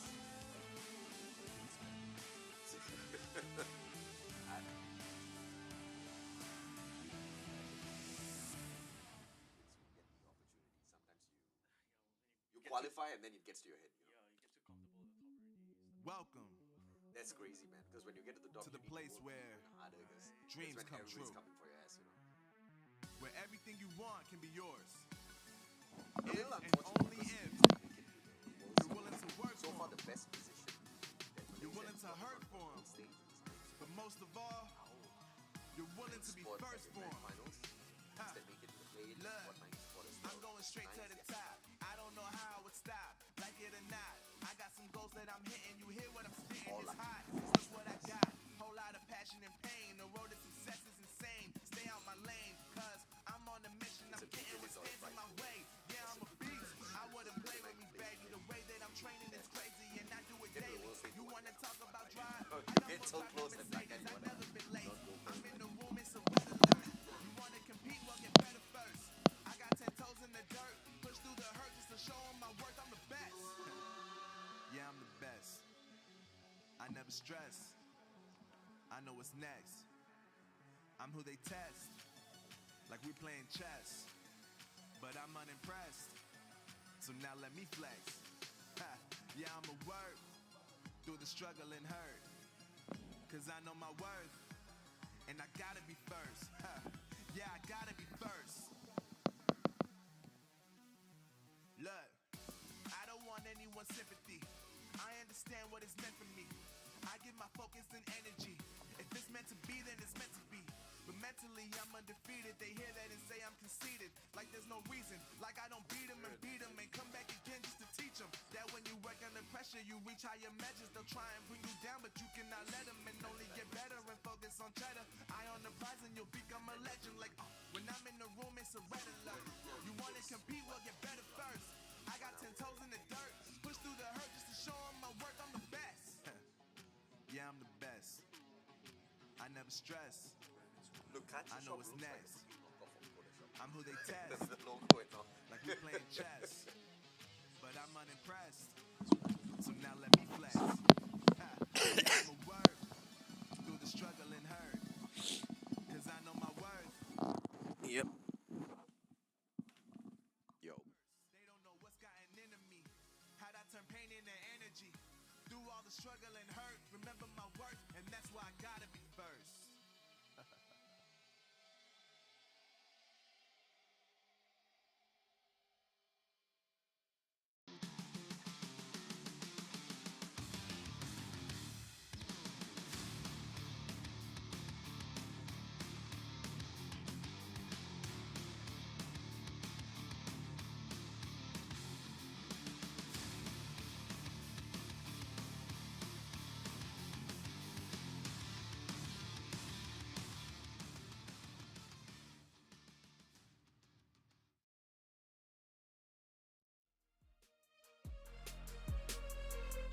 And welcome back, ladies and gentlemen, to the Snapdragon Pro Series. He's Mustachio, I'm the Beard. We're the commentators coming here right now for Free Fire as we come into our next couple of groups here. This time around is going to be Group B and C, fighting out yet again in Bermuda and Kalahari. Is the script going to be a little bit different this time around? We're going to be finding out, I guess. Script's gonna be different. The sponsors are absolutely the same. Snapdragon Elite Gaming, Monster Energy, as well as Kachi Shop brings you all of this crazy action. And so far, it has just been, different teams that go out there and dominate the world of Free Fire. But we're gonna see a little bit of I guess repetition moving forward as some of the teams have found their rhythm, especially Group B, who are running the marathon of 4 back-to-back matches in here. Group C, on the other hand, they just wrapped up their first game, and they are heading into their first game. So they might be a little bit jittery, but not against Group B, who have found their rhythm, we can say. Yeah, I mean, they will definitely have having the experience of the last 2 matches they already played. Yeah. Definitely they'll be fired up somewhat. There'll be a little bit of motivation already and definitely a bit of energy still left over from those couple of games. Yeah. So we're certainly going to be able to see them, already fully warmed up and ready in these next few battles. But now facing off against a new mix of squads here, it does mean that the rhythm somewhat will be a bit different, especially when you consider the drop zones, right? Different Yeah. teams have different favorite points to drop, Yeah. and I expect this C may have very different drop points that they would prefer compared to Group A. Absolutely, man. But let's take a look and see exactly how the overall leaderboard stands as Farang surprisingly dominates the #1 spot, as they didn't secure a booyah for themselves, but what they did manage to do was remain consistent in both Game 1 as well as Game 2. Yeah, in both placement and kill points. In fact, 18 seems to be the number to meet up here, because the only other team that has the same amount of kills is AV Radicals, and they're all the way down in 4th place because they couldn't keep up with the placement. They've lost out the first map massively, so there's already a lot of points left on the table there. So they only managed to recover in that second round. I'm hoping that maybe in the next time we see AV Radicals in the mix again, hopefully they'll be able to pick things up, but certainly the job is going to be a lot harder from this point on, because with Farah already having such a significant lead there, that's going to be a bit of a tall order, but nevertheless, it's only about, what, 3 points? So maybe if AV Radicals can make that up in just kills alone, that might just be the ticket. Absolutely. So overall, Group B as well as Group C will play a total of 4 games each. Group D as well as Group A, they play 2 games each. So obviously the overall leaderboard by the time we get to the end of the day is going to be a little bit skewed, but you know, you guys know exactly what to look out for. Group E stays the same, of course, with K9 Esports, Warlords, Paragon, Spartans, RSX, KTP, Bloody Heads as well as Expand. But now we welcome Group C with a lineup of Blacklist, Quick Reactions, Tactical Index, Hard to Get, K9 Meta, as well as the Ilustrados Juegos. What a restrictive name right there. Ilustrados Juegos. That's going to be certainly a mouthful for us commentators, but you know, that's our job. Absolutely. Exactly why we're here. So, but you don't. I guess you don't have to worry so much, because the last time we spotted Ilustrados, they kind of bombed out, man. So, you know, if the same happens, then I guess we don't need to put ourselves through the torture of saying their long name. oh man, But if just like Revenge, they wake up, wake up at least for more than 1 game, then maybe we will be tortured. Well, we'll see. I mean, don't need to put them down that much, to be fair. I mean, it's still an open season here. I hope, man. I really hope. Yeah. Because you know, Ilustrados Juegos, I have to tell you, I've been such a huge fan of not the name, because the name is new, but the team members are old. The team members are legendary in the world of Free Fire. The best player under the roster, McRory, my personal favorite player. There's no Grenadier who's better than McRory in the world of Free Fire. At least that's what I thought. And then McRory stopped throwing grenades. And then I died a little bit on the inside. I don't know why. I don't understand McRory. I don't. Well, I mean, that's certainly surprising. I mean, he was the best, so Yeah. why not continue on? Maybe he thought he'd try something a little bit new this time around. Maybe there's some trauma behind the grenade, man. Maybe he broke up. Maybe his ex taught him how to throw grenades. Maybe he doesn't want. I don't know what's up, but he better pick up those grenades again, because I think the team needs him. I think because McRory is an instrumental player, mainly because he's the one that opens up the fight usually for this team. He tosses in a grenade, gets a couple of knocks. He goes in for the follow-up, usually with the finisher. But even if the finisher is not there, the rest of his team swoops on in and gets the job done. That's the kind of team they used to be. It's the same team, but the play styles just really, it hasn't been super impressive in the recent times. But I'm hoping at the Snapdragon Pro Series, things change for this team. Yeah, and if you feel that change is going to be inevitable, why don't you let us know through your predictions on the Twitch chat. Predictions are already open. Go ahead and vote for your favorite teams, and you can only do that by joining us on the Twitch live stream. So make sure you guys go ahead and check that out. So nevertheless, now we're going to be coming back to Bermuda once more.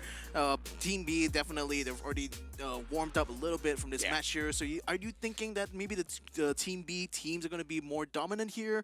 Or is it going to be the C teams, the newer, more fresher and probably more rested folks that are going to be able to dominate? What do you think, man? I really don't think it's up to the group. I think it's up to the individual teams. Like, I'm expecting Expand to rise back up to the top. They've bombed out twice already. And, you know, it's just not like them, because they are one of the most dominant teams out of Malaysia. But in Group C, I've got my eyes on 2 teams, Blacklist as well as Hard to Get. These are potential teams that we need to look out for. Yeah, already some pot shots being brought out. In fact, already a kill done on one member of K9. Delete just got himself deleted from the map, and that's already had the Blacklist now the kill lead at the moment, but it looks like they were going to be looking for more. Ayman Hariz coming from the side there. Did he not see him approach from there? My goodness, that's already a straight up knockdown there onto X-Roy. Onto one of the members there. He's going to completely taken out as well. So now Blacklist already with 2 kills in their hands here. They're already off to a great start. Mr. D is playing again. That basically just... I'm going to make this call. He's probably the oldest player in this lobby right now. It's just what it is. Yeah. Expand, on the other hand, they've lost 2 players already.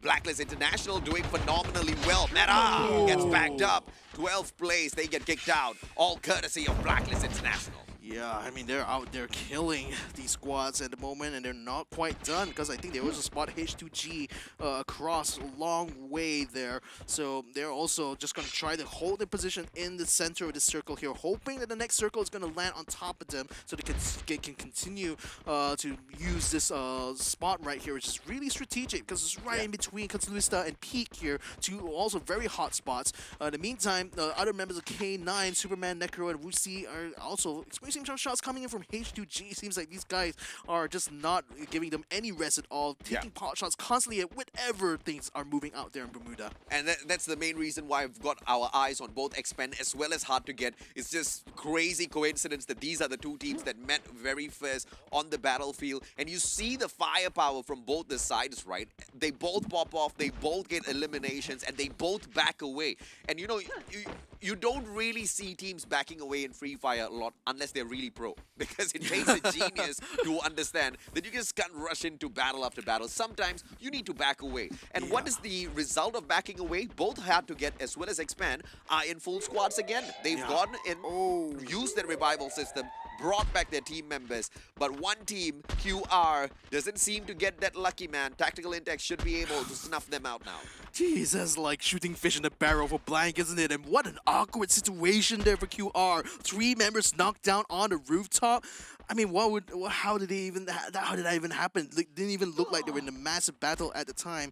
Though I think it was ITX that was actually giving down the pressure, and really QR was able to finish things off. And look at that, though. It's ZP New finding Blank as he tries to grapple away, but now he's going to be grappling right into the hands of ZP New as ITX now trying to chase for this kill onto the memory QR. No, it's not going to be long for this world. Glue Wall just keeping probably delaying the inevitable right now as he puts up 2 of them. Tries to run away right now, but ITX is still on the chase. Blank right now hiding behind, trying to get a heal as quickly as he can, but Can he get it? Can he find him? Just thrown around there. No. Can he get the shot though? It's going to be a long way though, but I think Blank might have just gotten away with it unless he lands himself right in the middle of enemy territory. Yeah, that's exactly. Tactical Index! He followed in! Zapnu's right behind! Blank, can you run away? Yeah! Oh no, he can't! Blank had one of the best CQC guns in the game. The MAC-10 should be able to spray down your opponents, but I guess that was just a panic moment for him because Blank truly had a chance. But now what Blank has done is, in his death, he has executed revenge. He has led the team of Tactical Intex straight into IJ, and now IJ, they've got the compound at bullseye, but Tactical Intex, they do not wait around to play. They back away. Yeah, they're going to try to back out of this again, and the good thing is that there's at least a building between them and IJ, so IJ at the moment just going to be holding on to their laurels while they wait and see what IJ is going to be doing. Pablo getting a long jump to get as far away as he can as they circle around the circle itself. Maka also going for that jump, going to be joining up with the rest, with Pablo as well. It looks like they're going to be using this high ground here to actually spot some of the other teams on the lower ground. And speaking on that lower ground here, Paragon's going to be finding another team just around the corner here. Bloody Hits might be thinking about just backing out from that and not really looking for that confrontation at the moment. Still early games, so it's still going to be time for these guys to just go ahead and keep their farm coming up. Wait, where's Sem9? Why is Sem9 not in the competition? I'm looking at Group D. Sem9's not there. Sem9 didn't join. What in the world? I'm disappointed, man. I wanted to see a little bit of rivalry, extra bit of spice out there on the battlefield.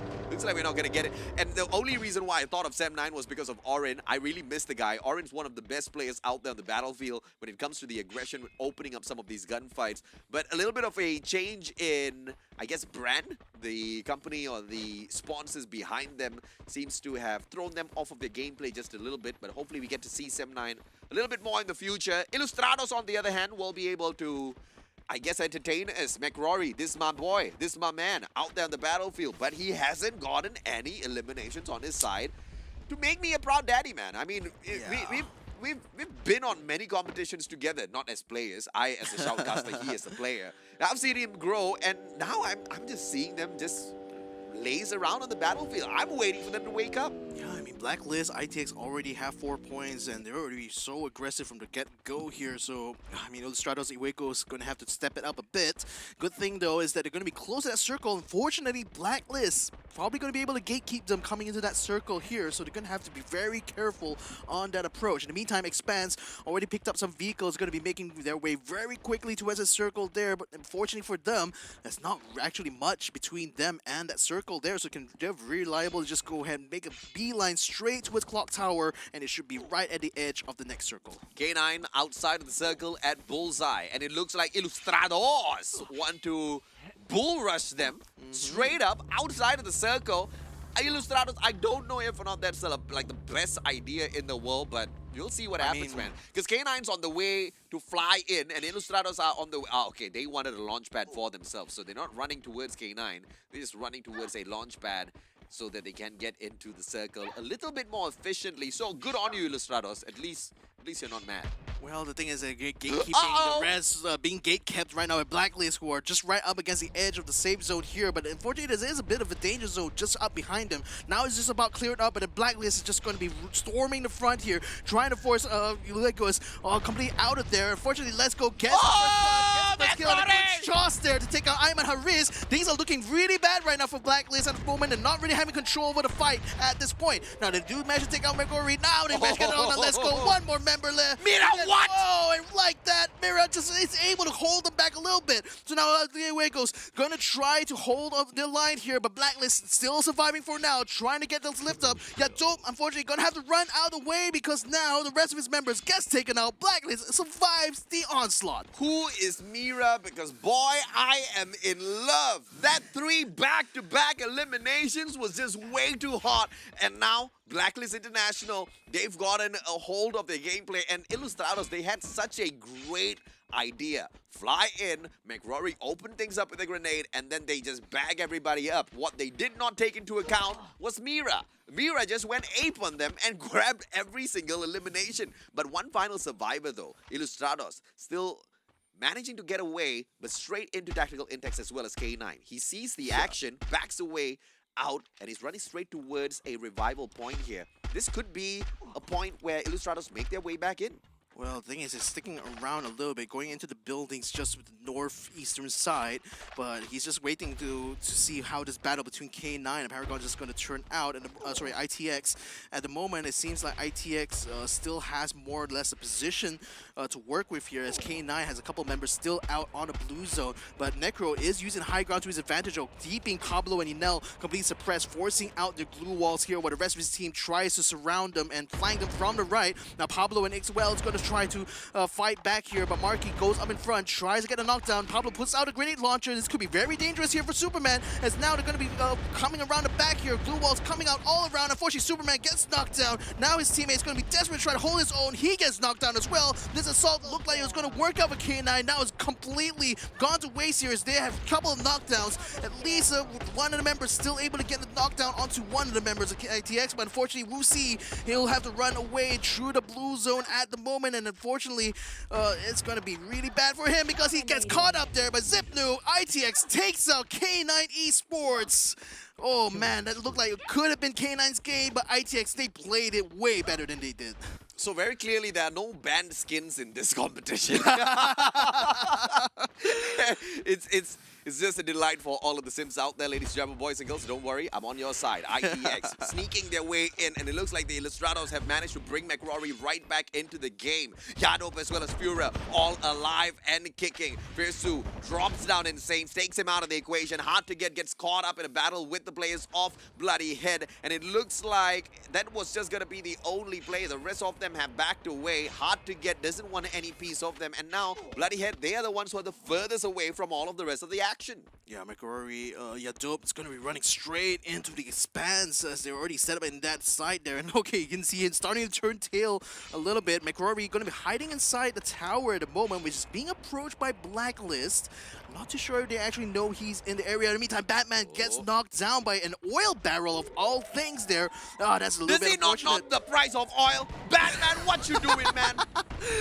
Yeah, it's really expensive, and it's even more expensive now that he gets himself taken out completely by the Expand, and now Expand just going to continue to run over this bridge here. They're going to be going straight towards where Blacklist is at the moment, which is on that high ground near the radio tower, and I don't know where that member of IJ is. It looks like he may have been taken out already by Blacklist while we were watching here, but X-Roy, he's still knocked down at this point as Cobra takes some shot from a distance right now. Oh, he gets knocked down, unfortunately, despite the glue wall coming up at this point. Blacklist now going for the assault onto the rest of Expand. They're trying to use a glue wall to flank around. Noob is just going to hold position inside the shield here, but the shield's going to run out. He's going to be forced to turn tail and run, and then now he's getting a very, very tight spot here because look at that, the glue wall busters are coming out completely. They want to flush him out. It's too fast. Now puts up the glue wall just in time to block that shot, but Mira flanks around the side, goes for the shot, tries to find Too Fast, finds him in his sights there, but no, he can't quite nail him down quite yet. Too Fast, still a little bit too slick, but finally he does bite the dust there, get taken down a little bit, taken down by a notch there actually, as now finally Blacklist, they have one member kind of caught out in a moment, 3 members still around the corner. How are they going to try to get out of this little juncture here? Yeah, Blacklist International really trying to prove themselves out there on the battlefield. 12 eliminations already, 8 more teams alive and kicking, which means there's still so many more elimination points to pick up before they grab a potential booyah. They are the kill leaders for a good reason, but right behind them, here comes a grenade launcher in the hands of Forbits. Yado might just be the first one to get taken down before the rest of the players on the side of Blacklist meets them. I just spotted Let's Go like holding a grenade launcher, going up on the billboard and just camping there while Dope is outside. He gets knocked out in the play zone. That's a little unfortunate there, and yep, he's going to be completely taken out by that. So Blacklist now free to move towards the safe zone. Hard to get 4 bits. Last member of hard to get here.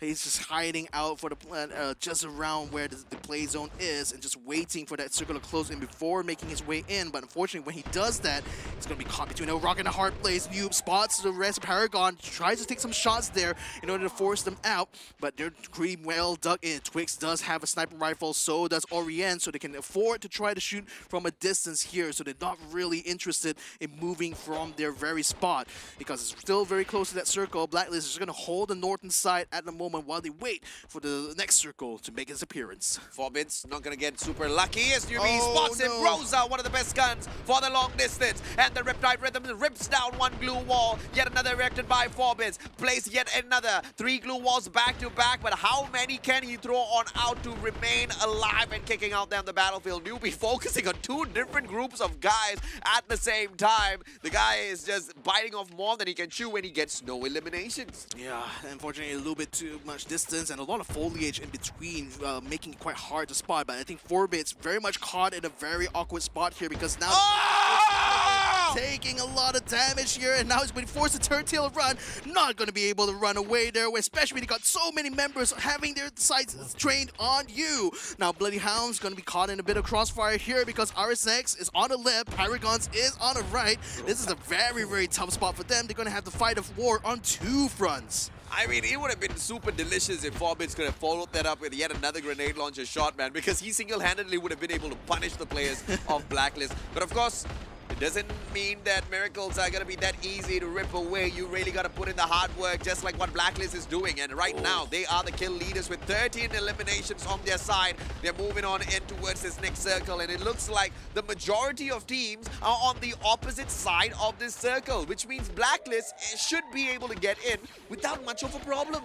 Or they could just try to wait things out, but here's the thing though, that next circle, very much out in the open. I only count like 2 trees, maybe 3, and the single shack in the middle there, so there's not a lot of cover once they make it towards there, so they have to take the fight right here and now. So it's already 2 knockdowns by Mr. D here. Unfortunately, the play zone's already come around here, so it's forcing him off the tower now, forcing them to try to get onto the low ground, and it's already opening up ITX to a lot of trouble here as they get it completely wiped off the mat there. My goodness, tactical intel Intex, fifth team to get taken out of here. And look at that, Morgana with the grenade launcher already putting it at to good work here, taking out one member of RXX, actually getting 2 members as well. What in the world did Blacklist eat before this match? Because they are on fire! They move on into the next circle. Tactical Intex not here to deal with. Paragon, on the other hand, finds the players on Bloody Head, and all Blacklist needs to do is just chill whilst they beat each other up. Blacklist swoops on in, picks up an easy booyah for themselves. Paragon, now no matter how much they try to focus on them, Bloody Head shoves in grenade after grenade, and from afar, that AWM manages to catch Gansa. Orange drop down. Mira gets 2. Mira steals away 2 kills. That's illegal, Blacklist. 24 points from eliminations, and now they want to eliminate Blackheaders themselves. And Bloody Head, they go down. Morgana cooks up the grenade. AC-80 AWM on the side of Bloody Heads. Can they shut them down? Mr. D, right-hand side flank, but the circle forces him in. Newbie pulls out the double barrel, goes up against the Mag 7, drops both! Drops both! Newbie solo!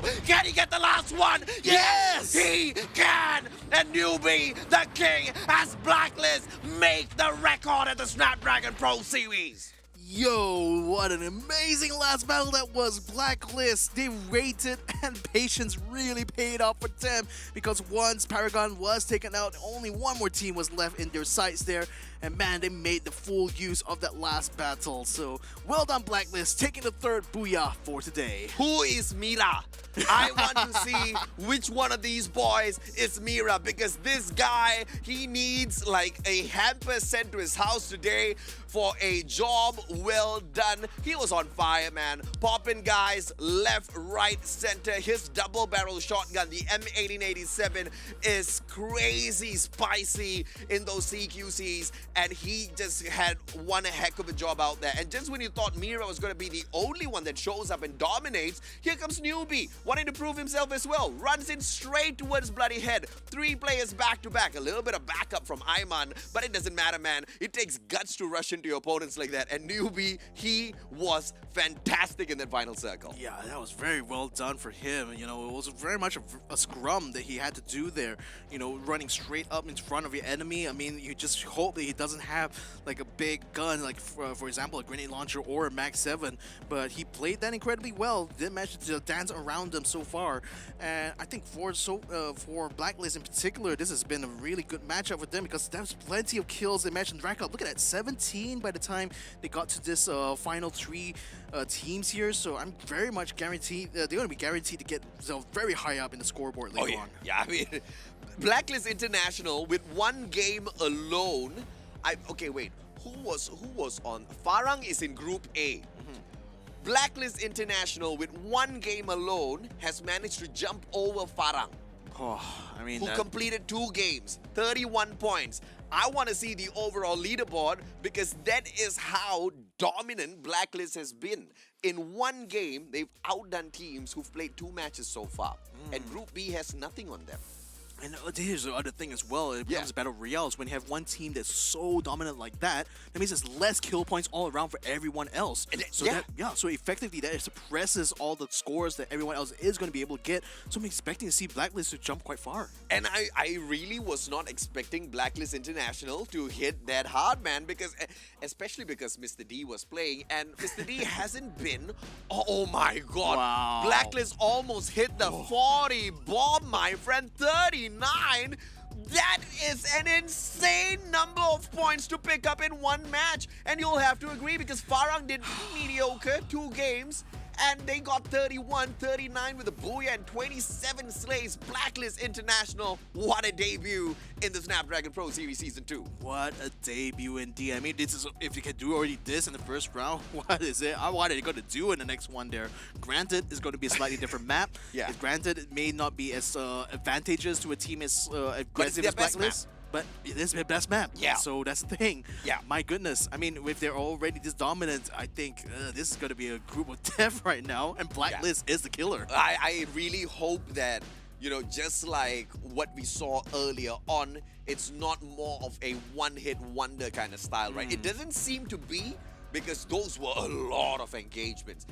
But, you know, you gotta, you know, call a spade a spade.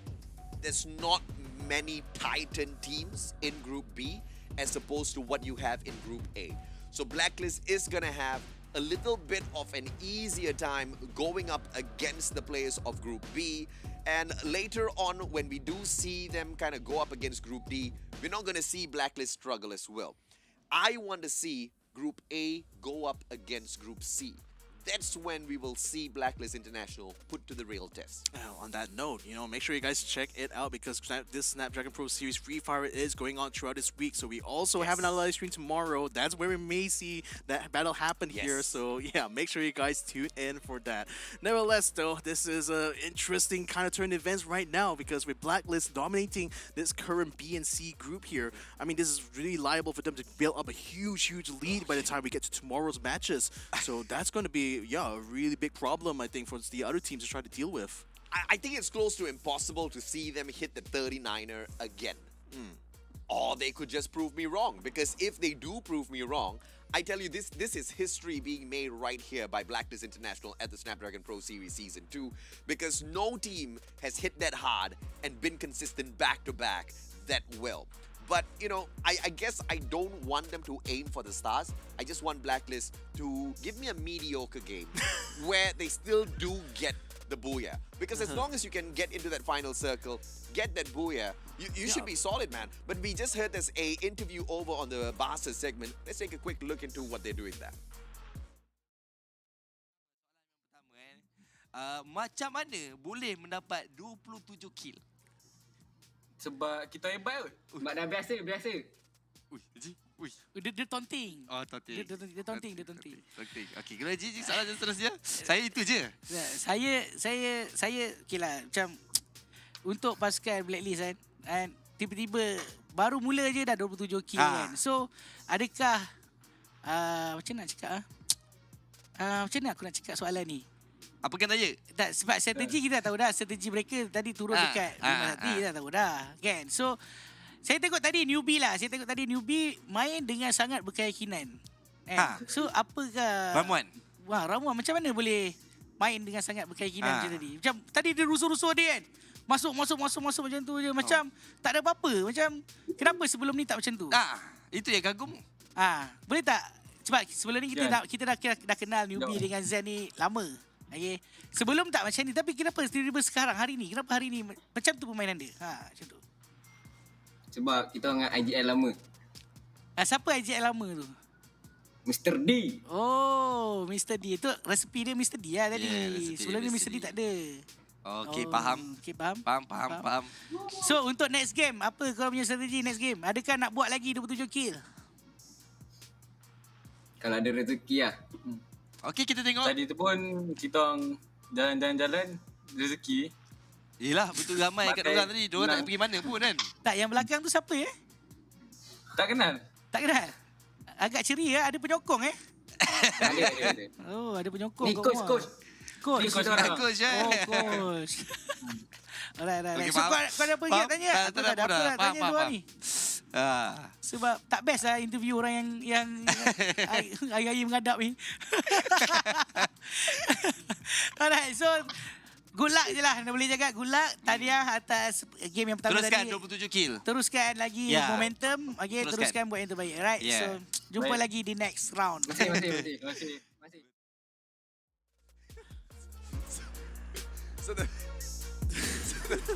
So the Malaysian Free Fire scene, all these boys, they know each other, right? They are behind big brands, they're behind big teams, and even they are shocked. Like, how in the world did Blacklist do so well in that first round? Because there was no fear.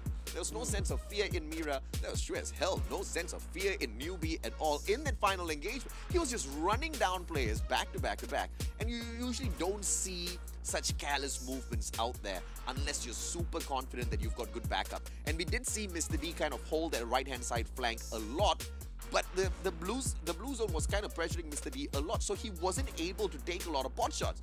And therefore, Newbie pretty much got the job done all on his own with Ayman, who was just right behind him. Ayman got a lucky shot. It was Newbie with that final play. But I just want to go back to, can they maintain this consistency? Yeah, that's a very important thing because when it comes to battle royales, because you play multiple matches over multiple days, you need that consistency in order to be able to stay up on top of the leaderboard. However, like back to the point about Newbie and Mr. D, I wouldn't be surprised Mr. D being the captain was really just giving the information, letting Newbie know that they're open, just go ahead and rush them, and that's what gave Newbie the confidence that, just follow that order. And he saw they were open, he went for it, he got the kills done, and that won them the game. Absolutely, man. Well, let's see if or not Blacklist International can keep up this sort of a fantastic gameplay over at Kalahari, because that is one of their best maps. We're going to take a quick short break. When we come back, it's round number 4. The Snapdragon Pro Series is brought to you by Snapdragon Elite Gaming, Monster Energy, and Kalahari Shop.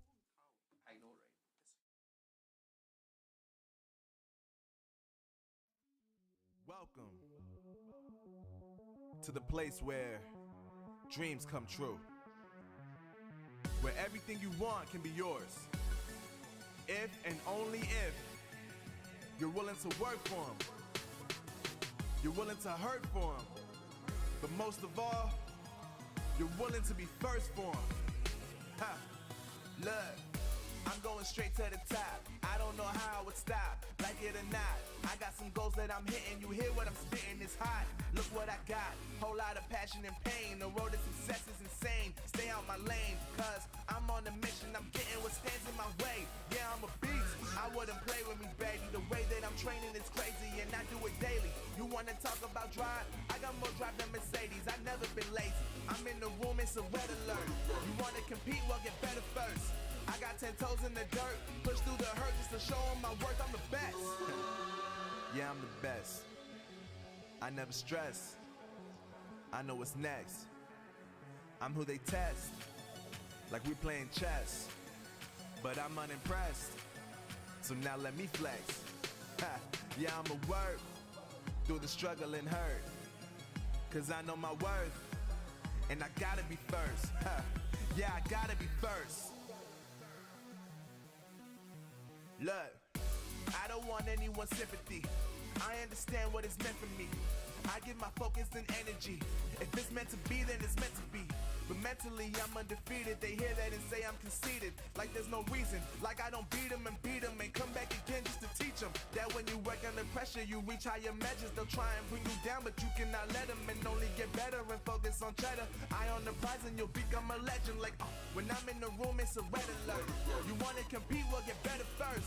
I got 10 toes in the dirt, push through the hurt just to show them my worth. I'm the best. Yeah, I'm the best. I never stress.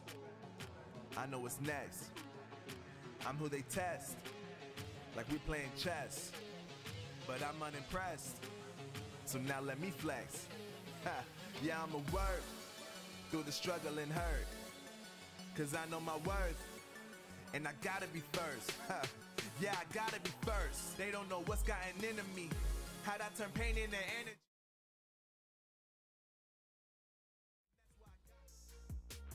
Welcome back, ladies and gentlemen, boys and girls. This is the Snapdragon Pro Series Season 2 Asia Pacific, brought to you by Snapdragon Elite Gaming, Monster Energy, as well as Kalahari Shop. My name's AJ. I'm the mustachio down here with the one and only Victor Cax. And I tell you, man, today has just been one of the best days of Free Fire for me personally. And I've casted quite a number of Free Fire competitions so far.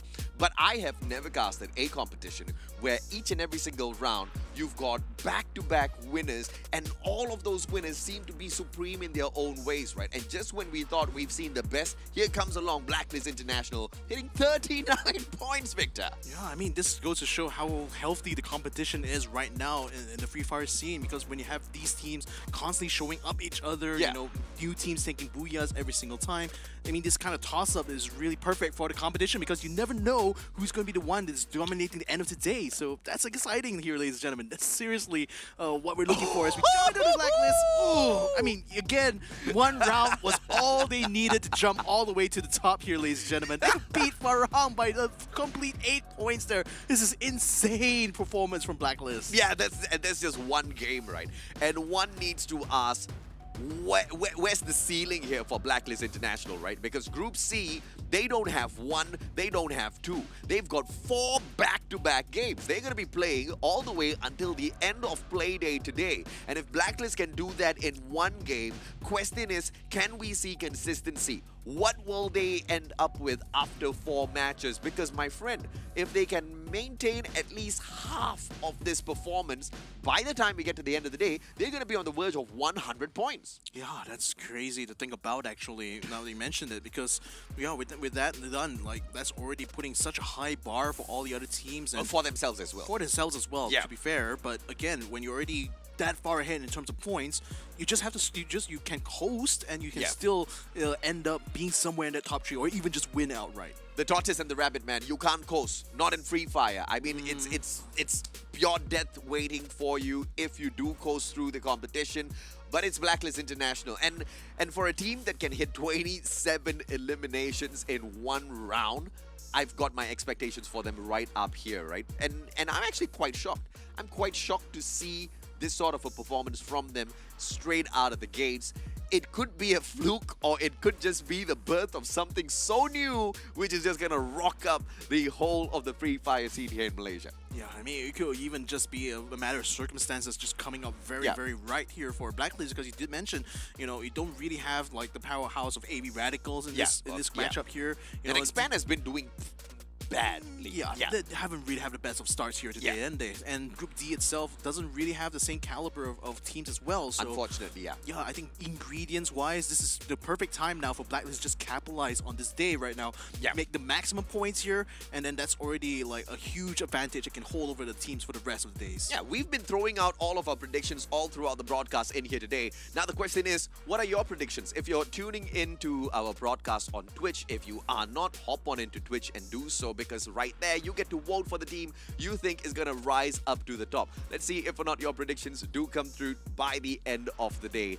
And if your bet is on Blacklist International, you might join a few of the others who have some of their hope reinvigorated already after that record-setting run by Blacklist. Yeah, I mean, definitely emphasis on that record-setting one. We never saw a team like run away that far with the lead here, in especially at this level of competition. Yeah. I mean, again, you know, things can happen when it comes to lower tiers, but we're talking about Snapdragon Pro Series. This is literally some of the best teams in Southeast Asia. So, well, we'll see how things will turn out as we come on to Kalahari now.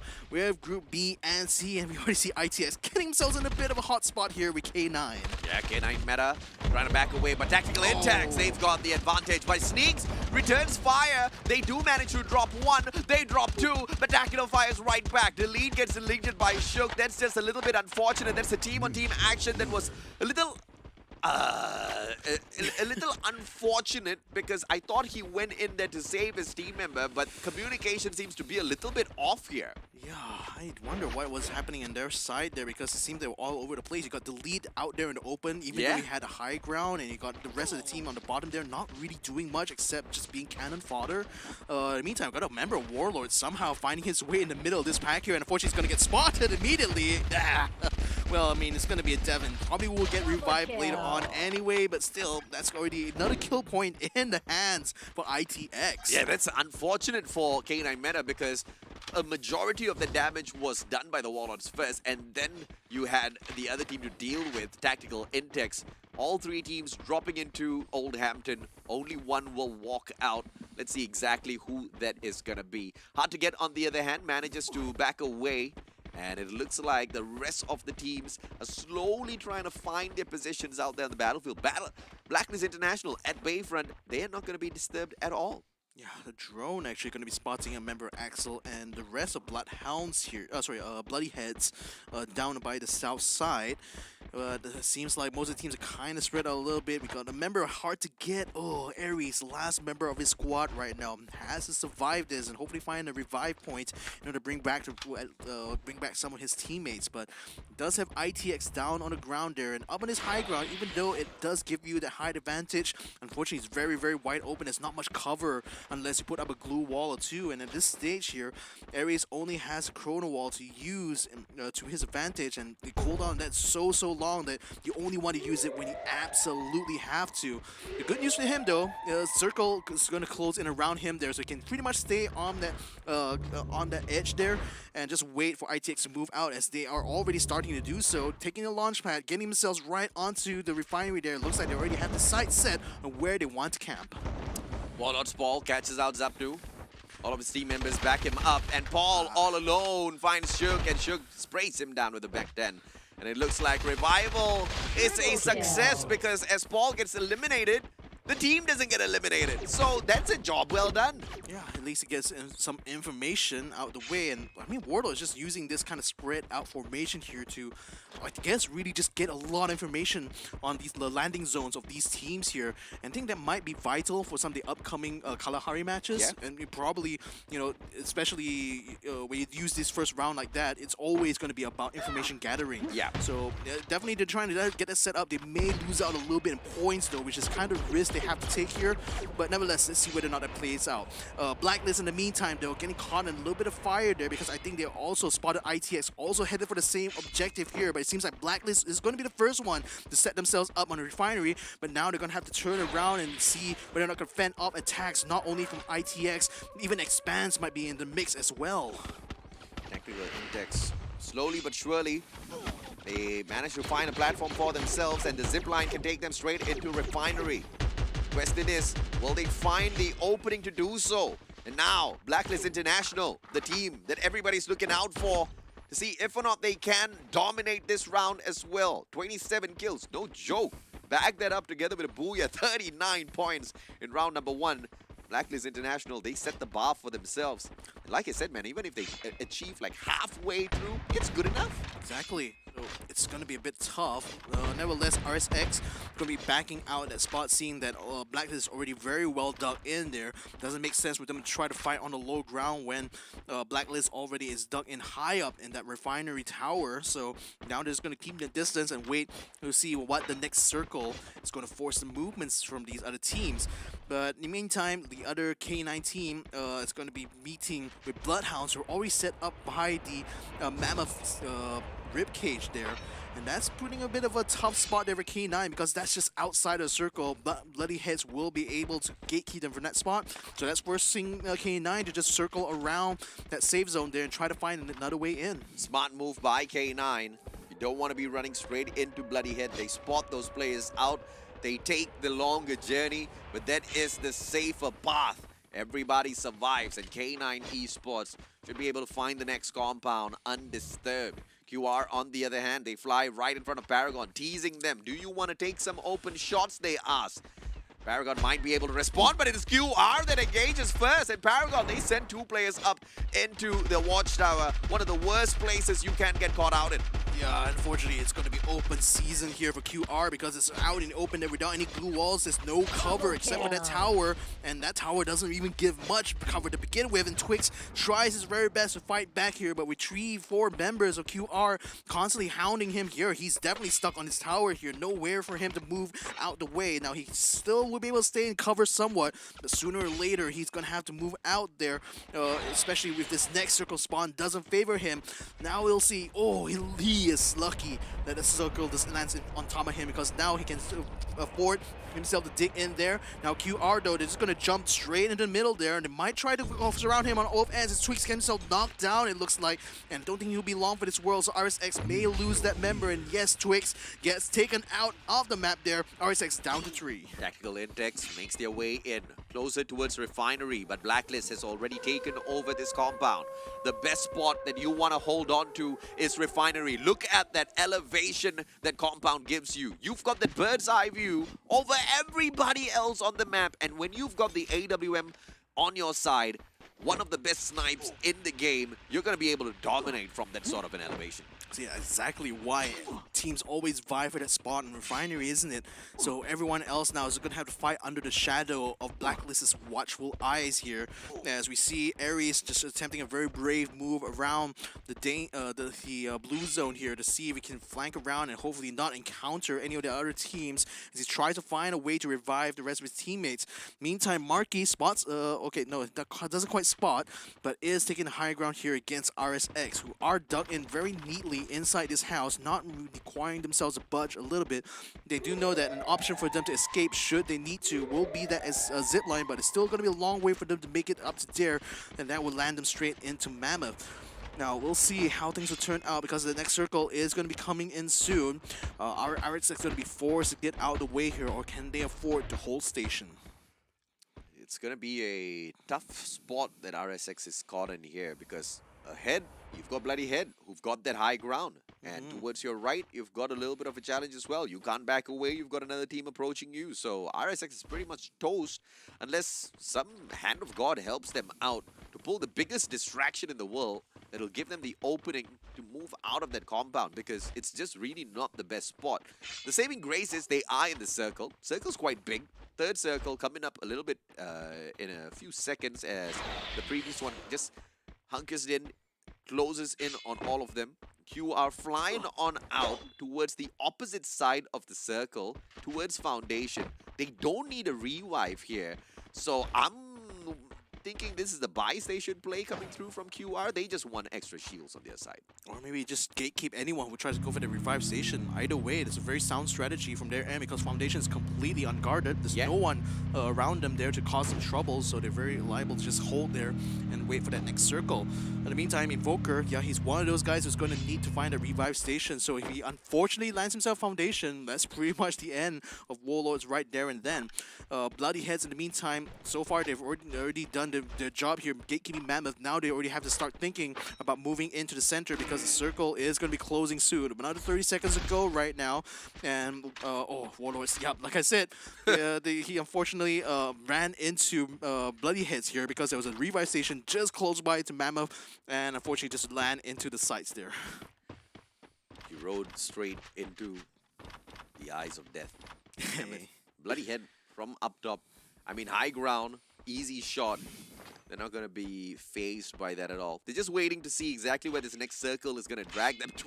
It doesn't move away. So it's going to be, they hold on to the high ground. They get to gatekeep just a little bit. But the question is, and this is the place where a lot of people get kind of caught out, right?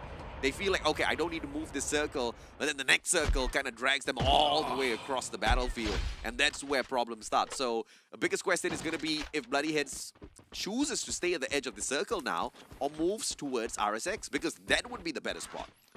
Batman unfortunately falling at the hands of one of the members of Blacklist there. They're a very awkward spot for him to land actually because there's not much cover there, and he tried to crawl away, not realizing that Akko literally had him in his sights there. But the K9 going to be in trouble a little bit. Necro gets himself knocked down. Now the QR is going to try to force a fight here as Blank tries to find a good angle against Marty, but unfortunately Blue Wall gets in between his way. But the thing is that his sniper just basically breaks that down, allows Marky to get knocked down. Now they're going to be throwing in bombs now to finish off the rest of K9 as they close in here. But look like that, Blacklist getting into the mix as well. They're jumping into this fight, seeing that they're a little bit weak here. They're going to try to third party this, and is this going to work out? In the meantime, Yadope takes this opportunity to take a shot at Twix and actually knocks him down for a little bit. In the meantime, QR are picking up the kills though. Blacklist has already established themselves in this battlefield. QR now just peeling away and actually trying to dodge out of this fight here, allowing Blacklist to take control over this warehouse. Blacklist has the circle. They can gatekeep QR. So it's QR to ask these big questions, and they just don't have the better side of this compound. Now that buy station's going to help him out just a little bit here because he's down in armor. Mira steps up in front, has the Groza in hand, which means QR Blank, he needs to back away. AWM can bust through all of those glue walls. You see that bullet penetration from this sniper just absolutely solid. Don't stand up, newbie. Stands up at Blank. The response time is a little bit too slow. Iman Harris can now send those responses back, but Blank catches his head. Wow, nice shot there for Blank. He gets it knocked down as well into Mr. D. This is looking very, very bad for Blacklist. They jumped into this fight. Now they're paying the price as a rest. Jumping in there and tactical index. In the meantime, gets himself knocked out and taken out. But Blacklist very much in trouble here as the rest of QR are going to be closing in on their Mira. Last man standing here for his squad. Uses a blue wall, tries to hold his own, but the flank comes around. Mira now caught him in a hard place. He does get one knockdown, but that's because Shanks still is able to take him down. Yeah, Iman Harris took himself out with the grenade launcher, and that's one of the weak points of the grenade launcher. You got to just really be careful. You can't use it in CQCs. You got to make sure the distance between yourself as well as the opponent is enough before you whip it out. But now, Iman Harris, grenade launcher, one more toss, but the perfect glue wall pulled out to make sure Shanks still stays alive. Paragon taken out in the 8th spot. Shanks running away, trying to play the game of survival, but it's just a matter of time now because he's running out of options here. And Blacklist International, they've got the circle, so goodbye QR. Yeah, there's no way he's getting out of that. I mean, look at that. I mean, he's trying his very best to stay out of fire there, but it's only going to matter of time. Blue wall. Oh, bomb almost catching him there. Fortunately enough, it just misses him by just that much. Now, unfortunately, he's going to have to jump out of the way. Oh, and unfortunately, the blue walls have broken down. No He's more blue wall. exposed here right now. He's going to have to make a break for it, but look at that newbie. He's just going to try to cut him out. Unfortunately, I think he just got himself taken out inside the blue zone. So. Yeah. Expand stole that kill away, and Blacklist is going to be quite annoyed by that. But now Blacklist has the advantage. They've got the high ground using this platform for that bit of elevation. Blacklist, they split up into 2 different teams. A 1-to-3 split coming through here for the players of Blacklist. I don't know if this is intentional. Now, one has managed to get close, and it is Mira. Look at the guts on Mira. I tell you, there's just something different about Blacklist International this time round. They're running in callously. They're getting a lot of kills. But, you know, that overconfidence is going to cost you. Oh, I just have costed Ayman his life there. The thing is that Blacklist at one point were down to like 2 men. They were still able to get the revives through, so that allowed them a bit more strength in this fight. But then now things are getting a little bit more hectic now as Will Gekos gets himself taken down, unfortunately, as RSX stormed the building they were holding up inside. Now Expanse is going to be able to spot them out, keeps them suppressed somewhat, but the next circle actually favors Expanse a lot more. They have 2 members already in. We see Noob actually trying to flank around, but I think RSX also spots him as well, so they're actually putting some shots there, forcing him to hunker down a little bit. But Cobra moves in on the newbie. Newbie now forced to try to fight. He puts up a shield, trying to stay alive. Oh! Gets a knockdown just in time, unfortunately. Shots from a distance there from RSX takes him down, and that will be the end of Blacklist for now. 5 teams still remaining. Cobra's back up on his feet. I mean, it's so rare to see Cobra take that CQC and lose as well, man. Newbie's playing this on a whole other level today, but Expand, they want to rise back up to the top. Earlier on, you asked me who to look out for. Blacklist as well as Expand. Blacklist took 1. Maybe now is the time for Expand. Headshot, Fierce goes down, and now fearsome attacks coming through back to back from the players of Expand. 1 backs away, tries to pull the right-hand side flank, but Siasi gets caught out. A little bit of a distraction here for Expand as they start focusing on RSX, and they don't focus on Bloody Head. That's a severe mistake because here comes Bloody Head with an opportunity to shut down the players of Expand. Oh, that grenade was so close to taking out one of the members of Expand, but then now it's too easy. They seriously have the high ground here. This is putting Bloody Heads in a very tough spot. RSX is trying their very best to try to knock the Axel out, but Axel takes out the blue wall, gets a knockdown as well. Now this is putting the RSX in an even worse spot here as they now are forced to just leave him behind. Tries to get around the other side here. Blue Wall Buster also brought out here to try to fight as X-Roy attempts to fight against Bloody Head. He gets a headshot there too fast with a double grenade. Nails them, the booyah! Right there and then. Congratulations, Expand! 16 eliminations. They pick up the Boya as well. They have not managed to outdo Blacklist International, but this is good enough in terms of a mini comeback from Expand because they bombed out 1 too many times already. So this is the decent play, you know, the whole of the Expand fan base has been waiting for. Shout out to Too Fast, double grenade there. That was clutch right there towards the end, and that nailed Expand win. But I also have to say that, you know, their positioning was perfect in that last circle because not only were they on the rocks, that high ground, ensured that they had full view of vision when that final fight came along. So, yeah, it was a perfect setup, and finally Expand putting themselves up on the map. Expand was the only team that did not find the grace of the circle, because we saw RSX, they got caught in between a lot of teams, but the circle kept hunting them down. We saw Bloody Head, the circle kept following Bloody Head. Expand was one of the teams in that final circle that the circle did not favor, but Expand made those right decisions to position themselves in the best spots. You know, reading the circle is one of the things that it's just so difficult to do, right? Because it's just the gods of RNG tickling all of the players with where he sends the circle next. But Expand had a good read on it throughout the whole match, which was the lifesaver for this team. So that's the thing, especially when you have randomness like that, the only way you can guarantee yourself to have a good spot is just kind of like to play the probability game. Yeah. So correct. again, Expand just played it completely right by prioritizing that, you know, the inside this area of this circle right now, now it's outside refinery. The only high ground was on this rocks here. So that's why they were taking 2 squads. You see, they will have 1 squad on the left-hand side, 1 squad on the right-hand side, and that way they have a crossfire that allowed them to assault the teams that were trying to approach them, and that allowed them to just dominate that final circle. And RSX, I mean, it was one of the worst plays, one of the worst strategies I've seen in the final circle, and I'll tell you exactly why, right? Because RSX saw that there was already a team on top of the hill. RSX also saw there was a team trying to get up the hill. And instead of helping the team shoot the team that is already having the biggest advantage in the lobby, they just tried to shoot the fishes who were trying to climb the hill, i.e. Bloody Heads. And that was the worst mistake that RSX did. Because then Bloody Head was like, if I don't take RSX out of the equation, I'm not going to get up this hill. So they turn around, they start focusing their shots. Expand was like, oh, there's another team there. Let's shoot them out too. It's decision making, man. You really got to focus your shots on the right place. And at that point, a lot of the players on the side of Expand were exposed. RSX could have changed the pace of the matchup and leave themselves in the final 2 battle, but it just wasn't that.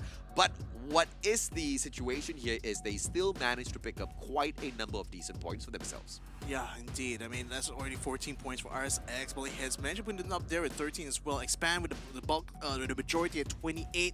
Blacklist International only managed to net 12 in total. 6 placement points, 6 kill points. Not quite the performance we were expecting, but at least with the first performance they had in Bermuda, that should still be enough to keep them up on top when it comes to the overall. Yeah, I think Blacklist International got caught off guard when they were asked those questions in the interview, and they were like, how are you performing so well? They were like, I don't know, we're just that good. Nobody's that good. Expand this time around, they hit right back. They don't break no record, they don't set no record. It's quite difficult to break a 39er record because that's one of the most number of points we have seen up on the leaderboard usually, and Blacklist International this time holds on to it. And one really interesting thing when looking at the damage and headshot numbers there is that Blacklist did twice the amount of headshots, but only 1,000 more damage comparatively. So that's interesting. Yeah, and you know, it really depends on whether or not you're the team that is constantly pummeling teams down with all of your bullets, or you're being super efficient with your shots. You just want to secure kills, because in a game like Free Fire, knocks mean nothing. Right. The ones that get the final shot in means everything. And if your opponents knock someone down, you can easily steal all of those elimination points away as long as you sneak your final bullet in. And it's just that kind of efficient teams that I really like out there. Low damage, high on the kills. Headshots, that's just a little bit of a flex on how good my aim is. Well, I mean, with that, efficiency is basically bang for buck, isn't it? Yeah. And a literal bang for the buck, isn't it? Man, nevertheless, there was already 4 matches done and dusted, so I think that we can say a little bit of a goodbye right now to Group B, because up next will be Group C and D that will be up into the fight. So that's going to be something interesting to watch out for. Let's go ahead and check out an interview right now, because our BM casters will be going ahead and interviewing the Expand on the screen right now. So let's check it out. Game last tu baru dapat earphone baru. Oh, sebabkan earphone saja Earphone. Sebabkan earphone saja menyebabkan 3 game mereka terganggu lah. Sebab mungkin communication lah. Ya, betul. Okay, so soalan lagi? Soalan yang kedua? Soalan yang kedua. Adakah game ada lagi orang ni? Dah habis dah? Dah habis dah. Adakah esok menggunakan teknik yang sama ataupun tidak? Esok? Teknik macam mana tu? Teknik yang sama? Kecundang awal? Tak ada pun. Apa benda lah? Tak adalah maksudnya. Teknik kecundang awal. Tak adalah maksudnya kita maksudnya improvement untuk map yang akan datang lah. Maksudnya Purgatory dan juga Alpine. Esok mungkin kita orang akan tukar rotasi lah. Tukar rotasi dan gameplay. Okey Haji, last sekali. Last sekali So sebab kita tahu Expand akan pergi ke World Series kan. So tadi 3 game pertama tu dah buat kita orang takut sebenarnya. Sebab kita orang harapkan yang terbaik sebenarnya buat pasukan Expand untuk orang kata berikan serta terbaik. So untuk hari-hari yang seterusnya, sebab kita ada 3 hari lagi untuk ESL kan. So adakah 3 hari ni adalah training yang baik buat korang untuk bersedia untuk kejohanan yang lebih besar lepas ni? Ha. Soalan ke jalankan tu? Soalan lah. tak ada soalan. Tak nak.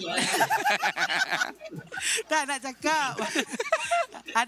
Adakah ESL tournament Snapdragon Pro Series ni akan menjadikan orang kata apa platform yang baik untuk korang training untuk bersedia dengan tournament yang lebih besar lepas ni. Ya, betul. ESL sebab diorang aku pernah dengar ESL platform yang bagus lah untuk kita orang training untuk FMP. So ada dekat dalam ESL ni ada tak korang akan tukar dari segi karakter, skill ke ataupun meta permainan ke, macam pakai 3 orang semua squad pakai sniper ke, ada tak benda-benda pelik yang korang akan cuba untuk korang terapkan dekat dalam ESL Snapdragon Pro Series ni? Dalam ESL ni kita orang akan pakai try karakter 124 lah. Selama ni kita tak pakai karakter tu 124. So itu je lah yang korang akan cuba lakukan lah So apa pun good luck lah. Rasanya tak ada apa dah nak tanya. Cuma sebab kita nak tanya tadi je lah, kenapa 3 game tu agak tak sedap lah. Tak perform lah. Tak perform lah. So rupanya sebab earphone je Ya, betul. So maksudnya dengan sekecil perkara pun boleh menyebabkan pasukan itu tidak perform. So penonton-penonton ingat earphone penting. Sangat penting. So tu je lah untuk buat expand. Good luck untuk hari-hari yang seterusnya. Esok ada lagi kan, hari ni dah habis kan. Okay, so good luck buat yang terbaik. Alright, so see you guys.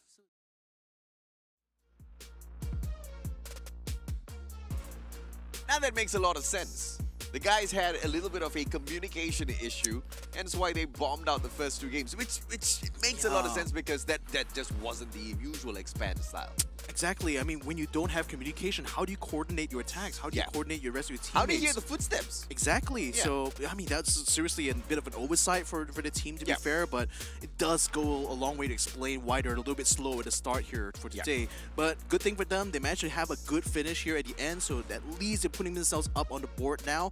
Hopefully tomorrow they will remember to bring their headsets and actually communicate well during the match. So nevertheless, there's going to be the next few matches here is going to be between groups C and D. Want to give a shout out to our sponsors here, which is Snapdragon Elite Gaming for when winning matters, and winning mattered a lot here for Expand because now that puts them up into the top right or somewhere near the top of the leaderboards. We also like to shout out our second sponsor, which is Monster Energy. Unleash the beast with them over on their website, www.monsterenergy.com/gaming. And last but not least, the new sponsor coming in this season for Snapdragon Pro Series is Kachi Shop. Go ahead and find out the great deals and go ahead and top up for your favorite games on their online portal there. Check them out at www.kachishop.com/my.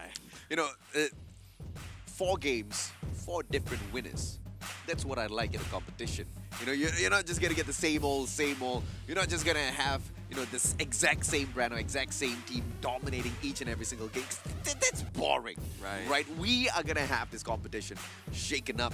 The question is, does Group D have anybody that can sneak away a booyah for themselves? We'll find out right after a quick short break when we come right back with round number 5. The Snapdragon Pro Series is brought to you by Snapdragon Elite Gaming, Monster Energy, and Kachi Shop.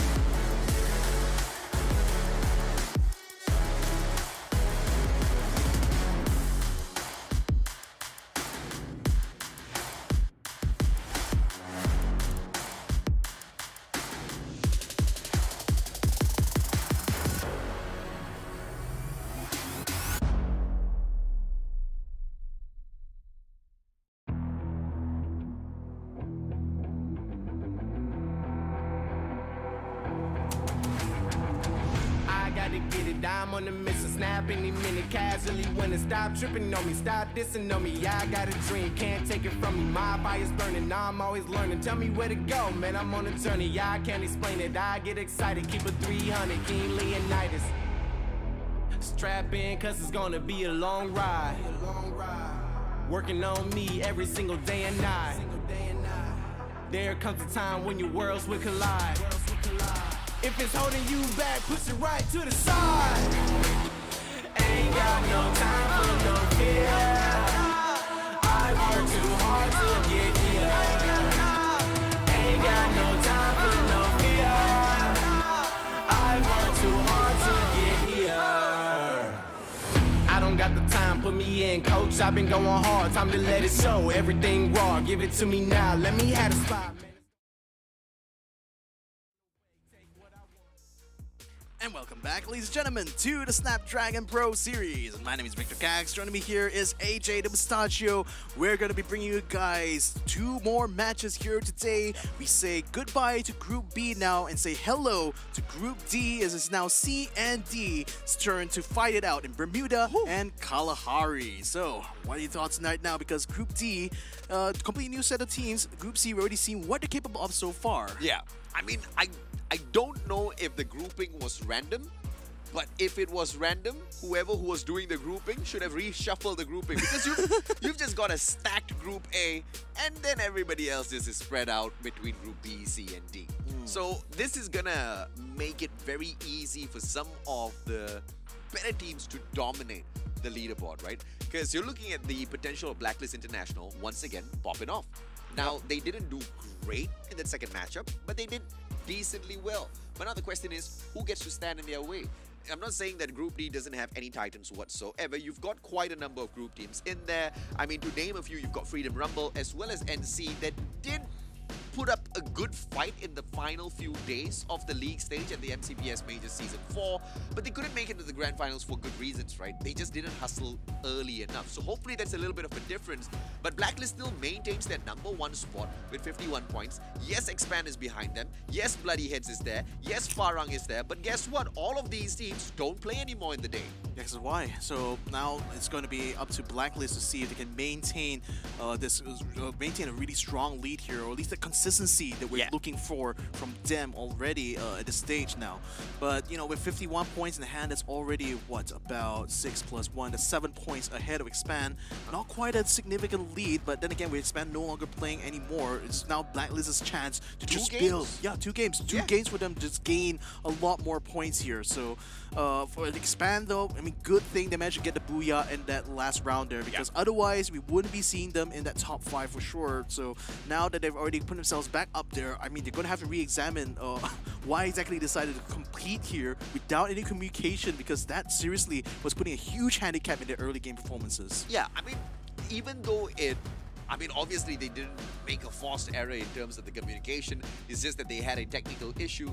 But when you're getting ready for a competition of this level, you gotta get ready a little bit early, right? You can't get there final second and then realize, oh, wait a minute, my headphones aren't working. Now we gotta figure it out, right? Yeah. So it's a little unfortunate. Obviously, you know, the team wouldn't be happy, but they have to make up for all of those mistakes tomorrow. But looking at Group D, as we know the players of Group C, we've got Novascape RV, Team Juke, ORV X-Men, Freedom Rumble, NC, as well as ORV Tyrants. Now, the best team from Group D, I have to say from experience, has to be Freedom Rumble in terms of their play style.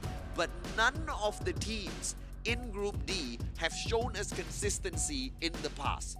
Hopefully, that's something different in here in this competition. And if you want to look at the teams that we're looking out for, Freedom Rumble as well as NC. NC, once again, they didn't even make it into the finals of the MCPS Major Season 4, but there was so much of fire on the final day of the qualifiers from the group stage. And, you know, if only they'd put in that effort a little bit earlier. Yeah, so this is a fresh start. Yeah, I mean, at that stage was too little too late, and Yeah. this will definitely be a good start for them if they want to try to live up to that potential. So, like I said, I think D does have one advantage in that there's not much expectations, I would suppose, from the other groups there. So that actually could work out for the advantage, because if they actually took the time since between NCP and now to actually improve their game, to actually make themselves more viable for competition, that this could be a proving ground for them to show that all the effort actually has paid off. I think it has paid off mainly because NC was acquired halfway through the competition at MCPS Major Season 4. They used to be known as Freedom Cheese, and now they're known as NC. The moment they got acquired, their performance shot right up. I don't know what kind of boost juice they were fed. Maybe it was a couple of cans of Monster Energy. I don't know, we gotta check. But they really played like champs in the final few days of the league stage. But it's just that the effort was being put in way too late. But speaking of way too late, today is the very first day, the very first match at the Snapdragon Pro Series at this level, right? So it's a fresh new slate. Let's see if NC can get something done out there on the battlefield, because they desperately need it for themselves. But at the same time, it's the best opportunity, because on the fact that you don't have a lot of Titans in this next matchup for the next two games, it means it's pretty much a free-for-all. They all have to find a way to gang up on Blacklist International though, or else it's just gonna be like shooting fish in a barrel. I mean, yeah, I was thinking back about that last fight. Remember, RSX and Expand being on the high ground there. You know, you have to remember the adage: "The enemy of my enemy is my friend." Sometimes you have to make these temporary alliances, especially when the situation calls for it. And then, you know, after you dealt with the bigger problem, then you deal with the other problem, which is your former friends.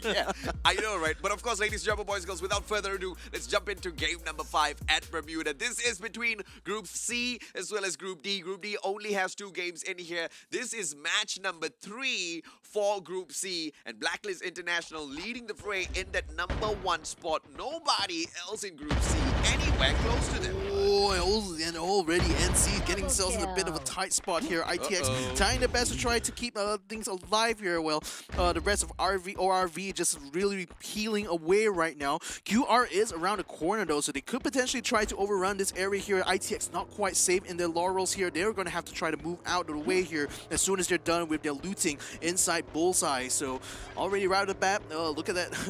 Huego's also getting the kills done onto ORV because they just literally ran themselves right into the gun sites there, and that is a little bit unfortunate, and might be unfortunate as well for Blacklist because they already lost one member. Now they're going to be running into a house here. They spot Presco, tries to get the knockdown, does get the knockdown just in time before he hides behind the blue wall. Now New catches his teammate just on the outside as well. Good coordination. Still though, they managed to get another member there. Mr. D getting caught out on the side. McCoy shooting from the hillside. It's proving to be a bit of a challenge here for Blacklist because now they're very, very low in health. A potential shot there could punch and knock down either Mr. D or Mira. Newbie is going to be able to get some heals done while he's behind a pole, but now it's a bit of a tough situation here. But I think what's fortunate for them is that Meta, they're going to try to run away and unfortunately gets caught out as they were attempting to peel away. And Blacklist does have that revival platform there. So close yet so far in terms of getting rid of the dominators of this lobby potentially. Now Blacklist just a couple of steps away from bringing Ayman Haris right back in. The best sniper that I've seen on the Blacklist side. And that's a little bit of a surprise because Mr. D has been their top sniper all this while. Yeah, and so far they need to try to keep him alive though. In the meantime, ITS managed to unalive one of the members of Wago. McDo is actually down on the ground right now and is going to be taken out. Now another member of IJ is around the corner. McRory gets caught out by Pablo. So that's 2 members down and dusted here by ITX. You see what I mean about these boys? Ilustrados, Juegos. I mean, it's a big name, it's a fancy name, but I just don't see their gameplays anymore, man. I mean, every time they get into a gunfight, I mean, it was just that one fight where McRory opened up with a grenade, but even that gunfight, they kind of lost.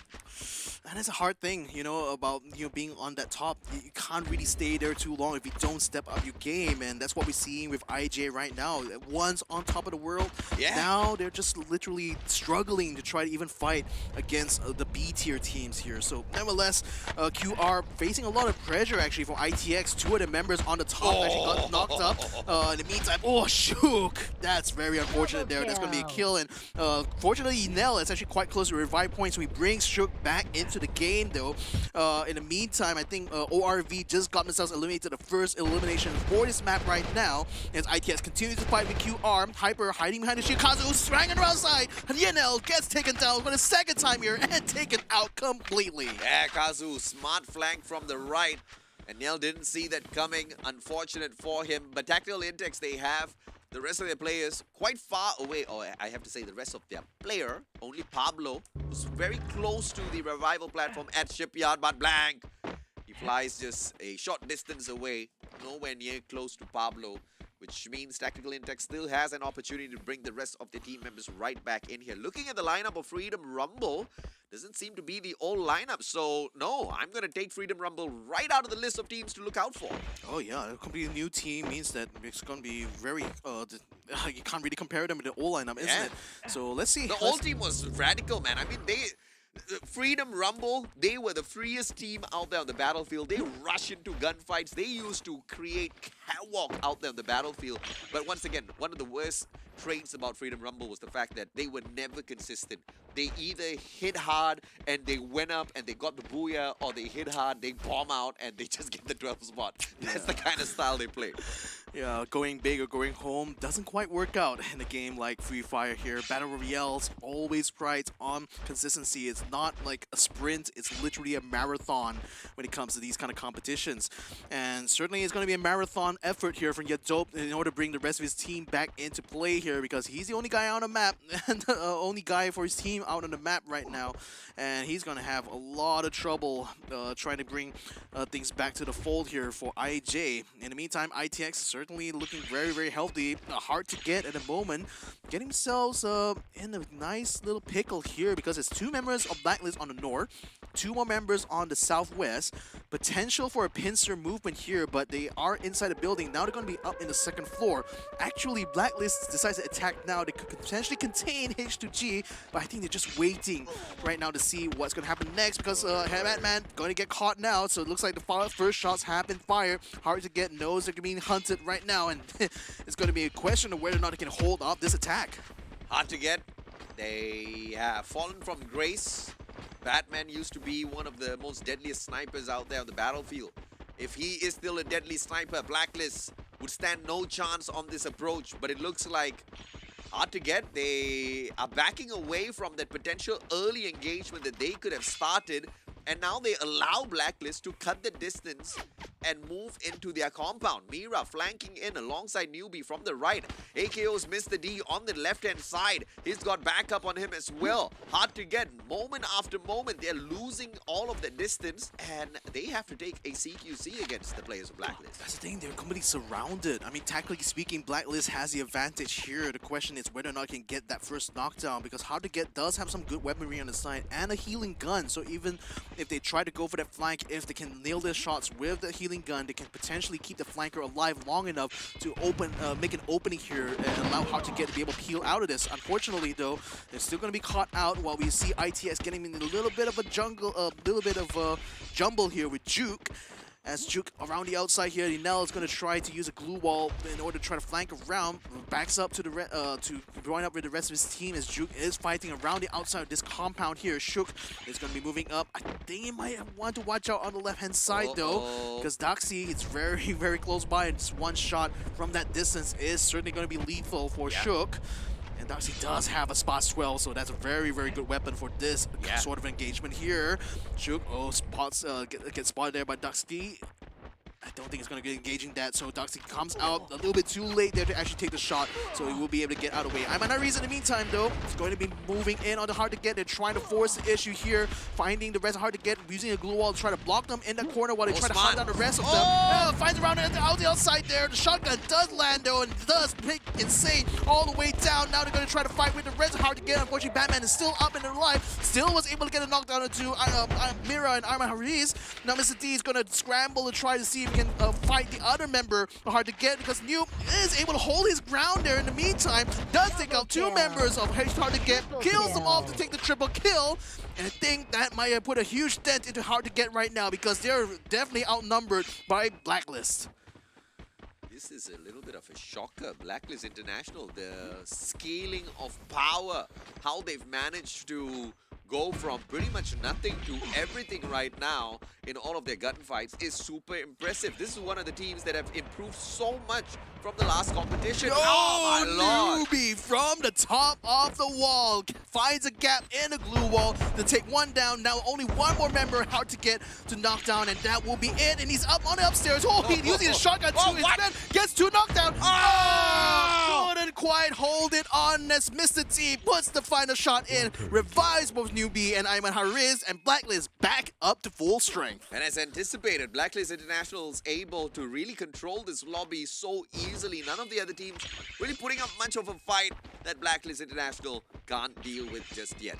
Freedom Rumble spots out ORV. Nice from shot. afar, jump has the AWM. The damage is there on the gun, but the aim's just not as perfect as he would want it to be. And ORV runs away out in the open. Freedom Rumble. This is just like, shooting fish out in the open. They came out onto land and they're flapping around. Yeah, the thing is, it does dip down a little bit, so I think they're hoping that the angle is going to be enough to keep them undercover.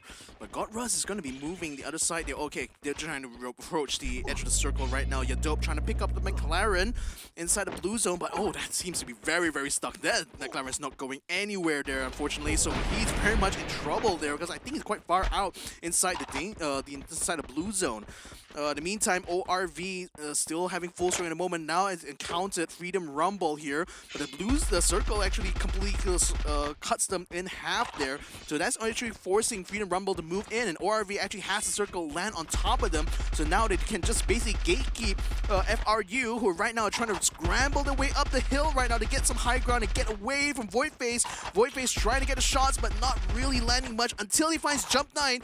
Jump 9 is still stuck in the building right now, and it's clear there's no cover actually between there and the rest of the squad. Look at the bomb just dropping onto FRU. Two people already knocked down. Maybe a third might be in trouble again. And with the glue wall buster already put up, the glue walls would not hold on for long, and Twist now forces the issue by jumping straight in front of Shami. He's trying to take him down, gets himself knocked down instead. While hold his time, Voidface just constantly putting in the shots, putting in the pressure, trying to eliminate them. I think they just got themselves eliminated. Now only one member left for FRU. Yeah, no escape now. Attacking from the back, ORV managed to get a jump on Freedom Rumble, and that's exactly what this team of No Escape is trying to do to them. Freezy as well as JimQuest from the back, and they've managed to catch out God Russ already. Shah now needs to back away because NC is doing the exact same thing. It's just team after team after team rushing into this exact same spot.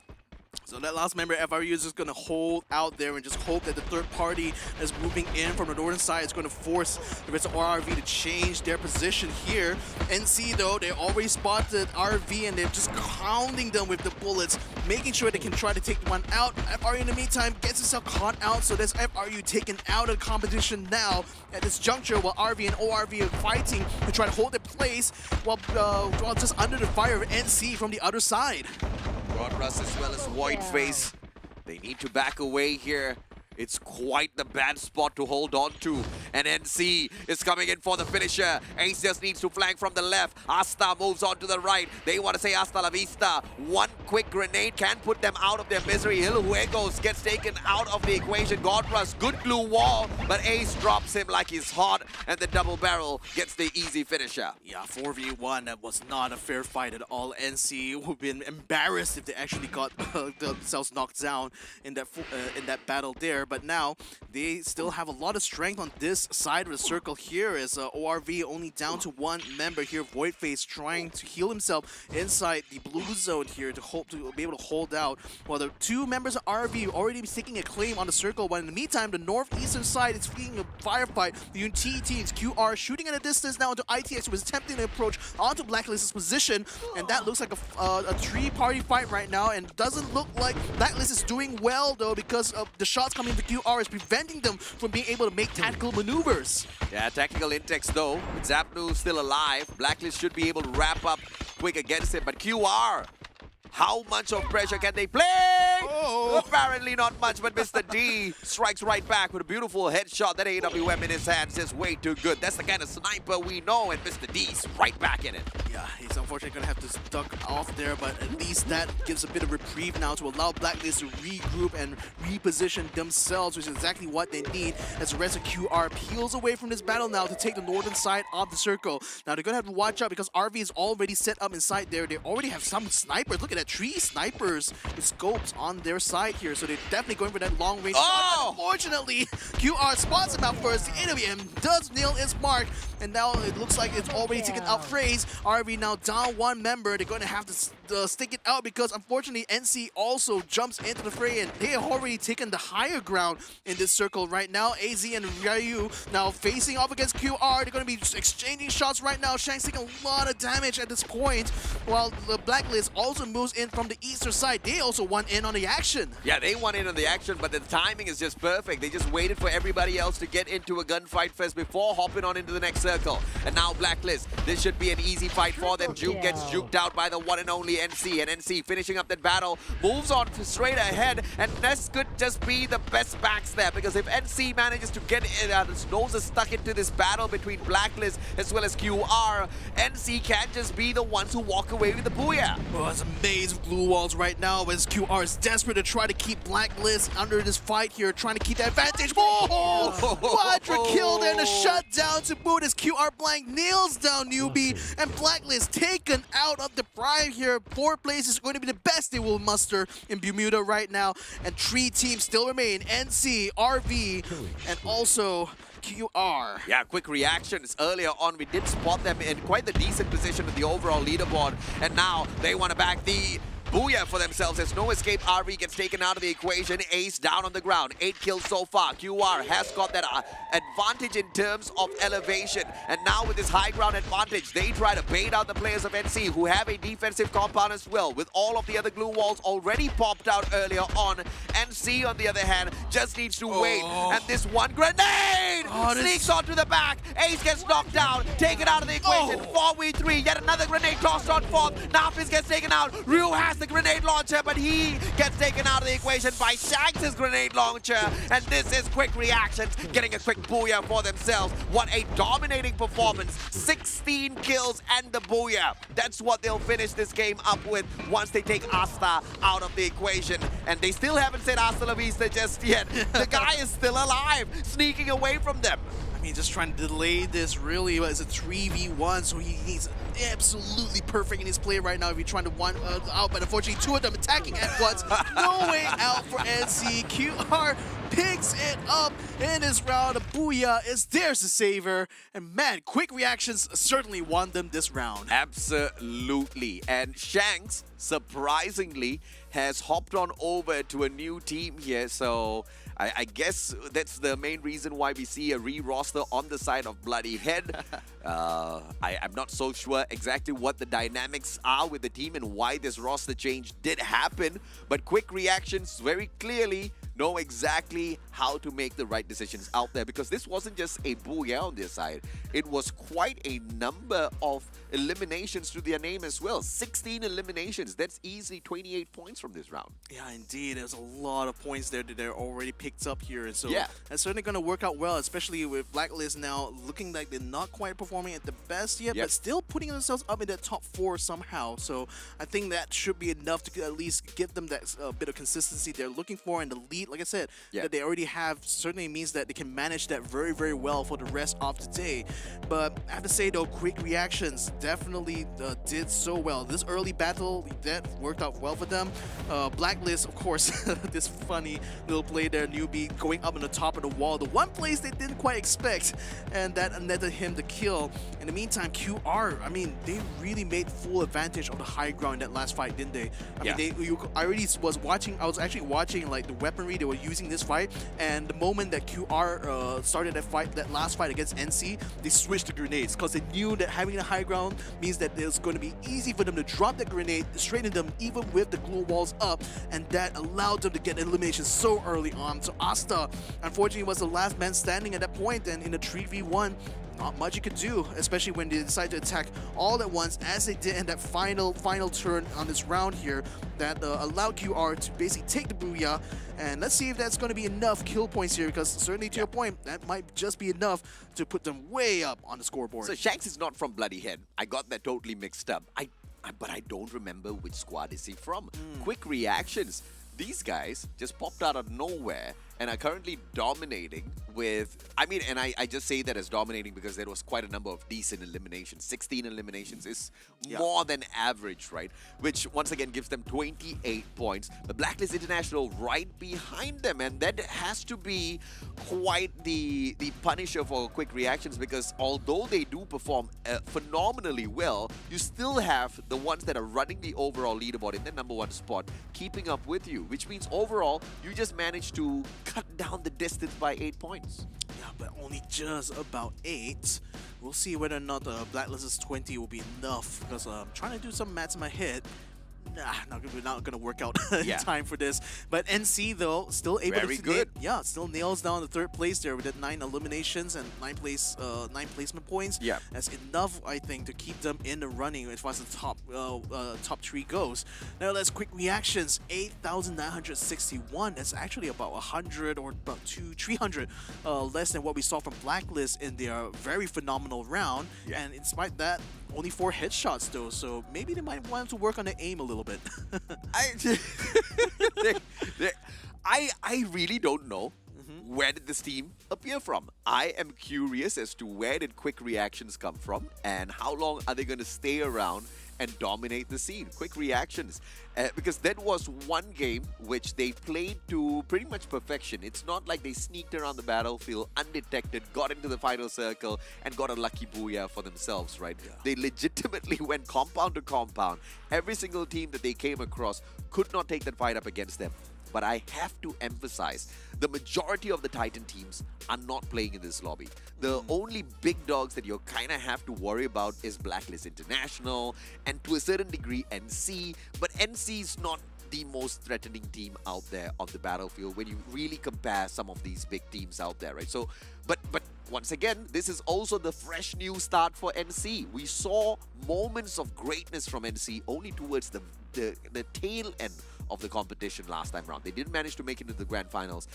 We did see the spirit though, and they're playing all of that aggression and frustration out that they built up from the previous competition in here right now. Yeah, so again, I think for QR, I do remember Shanks in Season 1 as well. I don't quite remember which squad he was playing for, and looking at the player cams, I actually not say I recognize the player themselves, but one of the players was showing his significant other in his phone. I remember that from Season 1 as well, so I don't think these guys are necessarily new in that sense. They've definitely been around a little bit, judging by their performance as well. But certainly now it's going to be a good chance for them to rise up to the occasion. There's still one more round for them to play though, and that's going to be in Kalahari. A little bit of a different battleground compared to Bermuda. Definitely going to be slowing down that pace of battle, especially during that early phase. But it's also going to be a test of tactics, because tactics is everything when it comes to Kalahari. It most definitely is, right? You really got to position yourself well, and a huge reason as to why Blacklist managed to really dominate a lot of kills on their own Kalahari map as well was because they took over a refinery. It did not end up in a booyah for themselves, but it doesn't matter. They still managed to bag quite a number of decent points on them. There's no interview this time round, but what we do have is a quick short break. When we come back, Victor, the final round of the day. Indeed, so we'll be right back after these messages, so don't go away. The last round of the day here at Snapdragon Elite Gaming. We'll be right back after these messages. The Snapdragon Pro Series is brought to you by Snapdragon Elite Gaming, Monster Energy, and Kalahari Shop.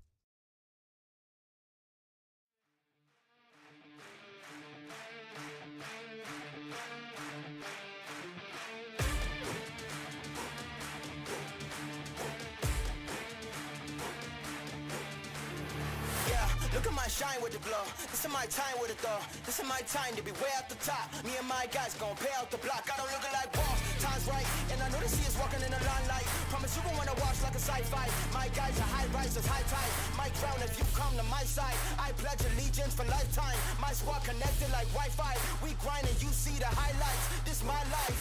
It ain't a game now. Me and you, we ain't the same now. Lions coming out to play now. Opposition out the way now. Out of the way. You wasn't invited. Say you come to play. I dare you to try it. You don't wanna try me. Don't step up to my team. Yeah, out of the way. Yeah, yeah. Out of the way. Yeah, yeah. Out of the way.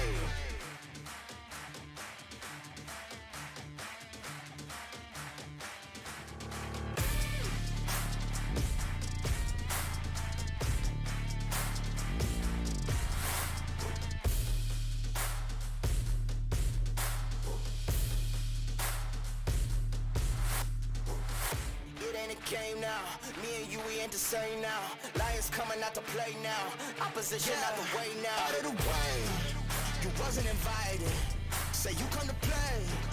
I dare you to try it. You don't wanna try me. Don't step up to my team. Yeah, out of the way. Yeah, yeah. Out of the way. Yeah, yeah. Out of the way.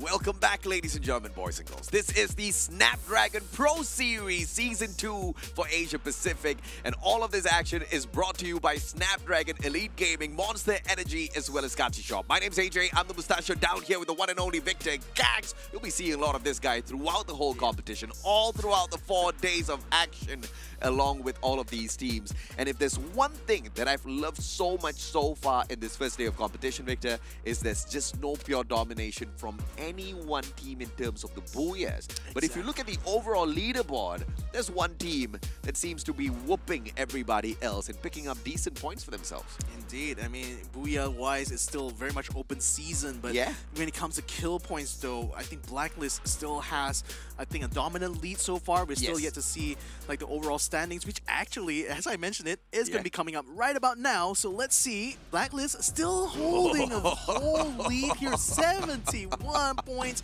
I mean, to be fair, there was a lot of kills mentioned net in that last round, despite the fact it didn't get much in terms of placements. Only mentioned net a finish of 4th, but still, like I said, having that significant lead right now is really putting them heads and shoulders above everyone else. So I think, like, especially for teams like Expand, Bloody Heads, Farang, they're going to have to work it out in the next few days here in order to try to claw back that lead. And if if Blacklist had bombed out earlier, Quick Reactions has a strong chance, or had a strong chance, of taking over the #1 spot by the time we get into the final game if they could perform back-to-back.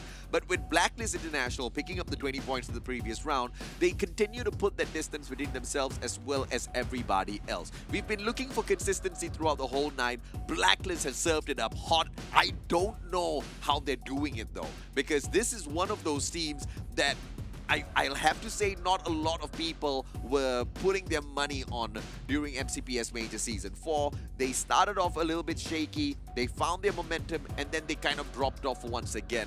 But at the Snapdragon Pro Series Season 2, they are just whooping from that very first round that they hopped on in. As we head on into that final match, it's all about Blacklist International. Can they put out yet another game?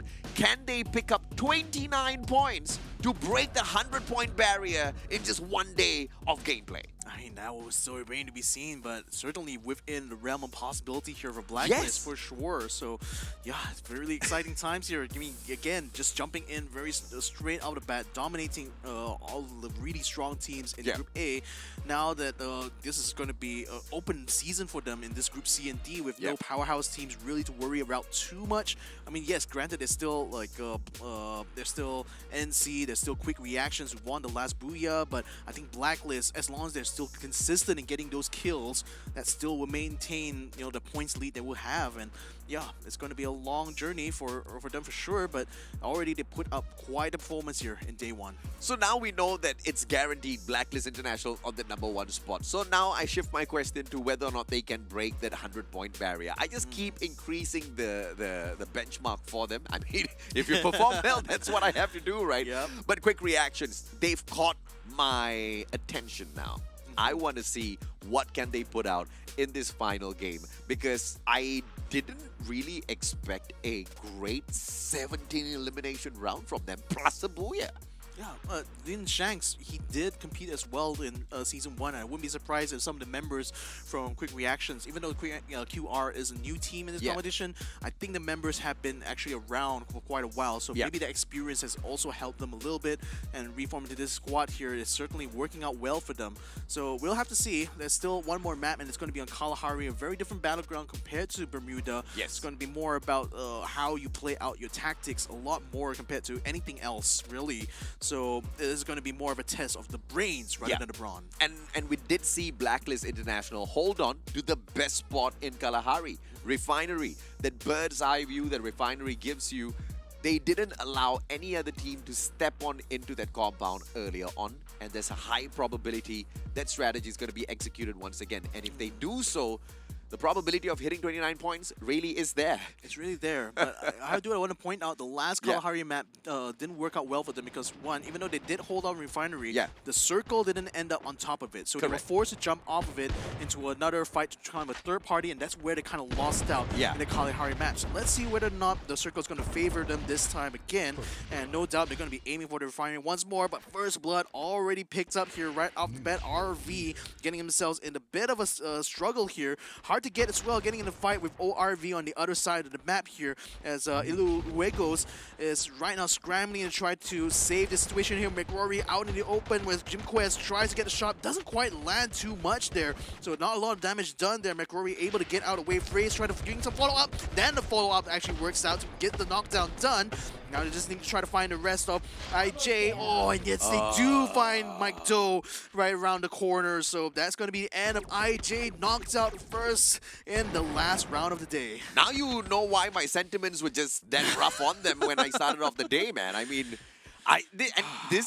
this used to be one of my most favorite teams. And can you imagine my disappointment? But it is all right. K9 Meta, on the other hand, trying their very best to hang on for their dear lives. But Tactical Intex is quite down on putting an end to them. One final player backs away. And Pablo says goodbye as Sneaks could not sneak away. And they all fall down. Meta, the next team to get knocked out here. The second team to be out of the final round. So 10 teams still remain in the running right now. You can see Blacklist already on the Bay front. But Refinery right now actually being held a little bit by ORV. So this is going to be an interesting one, because Noob is going to be moving up to the Refinery now. He will be able to spot ORV that's taking their spot at the moment. But ORV, conversely, are also fanning out to try to get some farm in the other areas just surrounding Refinery. So a bit of a gatekeep strategy that ORV is playing right now. So Blacklist going to have a bit of a challenge if they want to be able to take on the Refinery this time around. Let's see exactly where does this circle push them into. 30 seconds for the barrier to come closing down. ORV teasing the players apart to get. There's just one guy downstairs that Aries needs to deal with, and Jebad Kids not doing a good job in keeping silent. Jasly, on the other hand, quite far away. They've split up, but I believe Hard to Get has got them all tagged up already, and they know exactly the position that they hold, so it doesn't seem like ORV is going to be able to get out of this. Yeah, it's already marked him, basically. So at this point, they can just hold position here and wait for ORV just make a mistake and just capitalize on that. And Aries having this really high up position here, and with no support inbound for ORV, this is going to be hard for Jabat Kids to slip out without Aries noticing. In fact, he attempted actually to get out, but he actually spots Aries up on top of the rooftop. Yeah. So he's going to have to be very creative about how he wants to go about this. The risk, though, is that other members of H2D could definitely come in and spoil this party here for Jabat. Aries now jumps to the other rooftop here. Now they want to force issue, as now he's going to be surrounded on both sides too, actually, with shots coming in from the windows. Jabat uses a shield, but that doesn't hold up for too long. They can get right through, takes him down completely, and they realize they haven't got elimination, so they know there's one member left to try to nail down. Justly on the side. Oh, he actually got the revive just in time, so that's just clutch there. Jabat actually giving space there to allow ORV to bring in their support. So, in any case, right now in the council hall, H2G now just completely by themselves. ORV back in the fight now, having two members coming back in, along with Jabat Kids being revived as well. So, that actually worked out well for ORV. And that's the strategy of the split and revive. Once the revival platforms are active, you know, it's all up to you as to how you play your game. And that was a really smart one by ORV. They sacrificed one, but they don't really pay any price. Yeah. Very well done. So at least they are back in the fight. Same can't be said about IJ and Meta. And yeah, I think there's only two teams right now that's still lacking members. H2G will be able to bring Revive back to their couple of the squad members. But now it's going to be a race for QR to make their way to Refinery. And with ORV already completely split up, I think Refinery might be just right for the taking here. And QR is already reacting very fast to this and just going ahead, making those moves here. Tactical Index, in the meantime, picks up a kill. Actually takes out a member there of TYR. So we'll see how that actually turns out there, because it seems like they're caught in a very awkward spot. Look at that, ITX just basically fighting their way up the hill here. At least the foundation does provide some good cover here that TYR could actually make use of, but this is looking to be a very tight situation here, as now Seiya is going to try to bounce out of the way here in order to try to open up an avenue of escape. But unfortunately, ITX moving in very, very rapidly. They're going to be able to catch God Rush right immediately. That should be a knockdown right there and then, as they try to find another member. Twist inside the container. They find him just as he pops out of the container. That's two members down. But ITX conversely also has a couple of members knocked down as well from the other side, because ORV, not quite resting on the laurels, are just going to fight back hard here on Foundation. Seiya already making some distance between himself, and ITX is able to take pot shots from the distance. So this is making things a little bit tough right now for ITX. But for TYR at the moment, this could be a little bit of a reprieve right now. As long as Seiya can keep them suppressed, there might be a chance here for the two members that's stuck right now in Foundation to get out. ITX took a little bit too long, and ORV Tyrant has managed to bring their two players who got down earlier on right back up to their feet. So it's a 4v3. A buy station here for ITX, but that's not going to be able to buy them more time. As the players of ORV Tyrant find them, try to spray them down. No engagements have led to a knock just yet. Both teams still alive and kicking, and ORV Tyrants, they split up. And this buddy system is going to keep them alive, but Tactical Index is going to eat up two of their players here as long as they focus in some of their shots. Yep, Blacklist right now approaching where the Refinery is. QR going to be stopping the tracks due to the danger zone appearing right in the middle. And speaking of the middle, NC is finding themselves having the circle land right on top of them. So this could be their round to try to figure out, are they going to try to take over the Refinery for themselves instead, or just hold position? In the meantime, Freedom Rumble spots out another squad. Juke attempting to try to take over the Mammoth right now. Daisuke is going to be picked off there by Shamis. So that's a little bit of revenge in the works right now, because without information there, Juke's now, they're going to be facing a bit of a flank as well, because Coco is already making his way up the hill right now. Upno is trying his very best to hold things off, but now realizes that his position might be a bit compromised right now. FRU just pushing them on, and looks like Juke is just going to abandon Doxy here and just go ahead and try to set themselves up in the middle of the circle. Freedom Rumble, high ground advantage. Juke can't juke themselves out of this one. Freedom Rumble should have the advantage against them to take this easy win. But Coco's all alone. The rest of his team members have already abandoned him, but thankfully Juke backs away. Oh boy. And Coco's not in trouble. In fact, he's the one going in for the chase. Apnoy all tagged up, and he focuses on Lei just a little bit. Then that AC-80 can put Coco down onto the ground. Time turner pulled out by Lei. He survives. Apnoy finds the route to survival as well. So good backup by Lei to help Apnoy get away. Yeah, the other team, needs to kind of step up right now. They already have Lei dead to rights as Lei attempts to try to keep Apnoy alive using the healing gun, and that should be able to give a bit of reprieve, but I think they need to split right now because Lei is in a very, very exposed spot here. At least he should be able to keep things distracted while his teammate goes ahead and try to see if he can get a revive. In the meantime, NC getting some kills done on the Blacklist, and this looks like a really tight fight right now. Blacklist is desperate to try to hold their own. They already lost Mira. Still got 3 members here. They already knocked down 2 members as NC. But NC takes on Yubi. He jumps straight into the fire here, trying to get the sword and trying to slash there onto one of the members. Mr. D still manages to keep things alive right now. Puts up the glue wall. Now tries to go to revive. Oh, the shotgun from Ace EZ actually takes out one of his members before he can get a revive. Unfortunately, that completely wipes out Blacklist. 10th place is the best he can do right now. Oh, what an upset. Oh, what a play, NC. We were expecting them to rise up to the top, but to take down the ones who are leading the leaderboard, that's just crazy, man. NC really making a name for themselves, but here is an opportunity for quick reactions to catch up with the players of Blacklist International. NC just did them the biggest favor of the year. Oh, look at how crazy the maze of blue walls is. Insane, trying his very best to find an angle here. Does take down ORV. Now tries to find Jazly GG. Puts up the glue wall just in time to kill it alive, but unfortunately he's taking a lot of fire from different sides here. Now he's going to be desperate to try to bring some of his teammates back up to the full, but unfortunately Batman gets taken out before he can get a revive up. Now he managed to get Ares up just in time. Now Ares comes around, gets elimination just in time, and ORV gets knocked out. Oh, that was so close. Insane.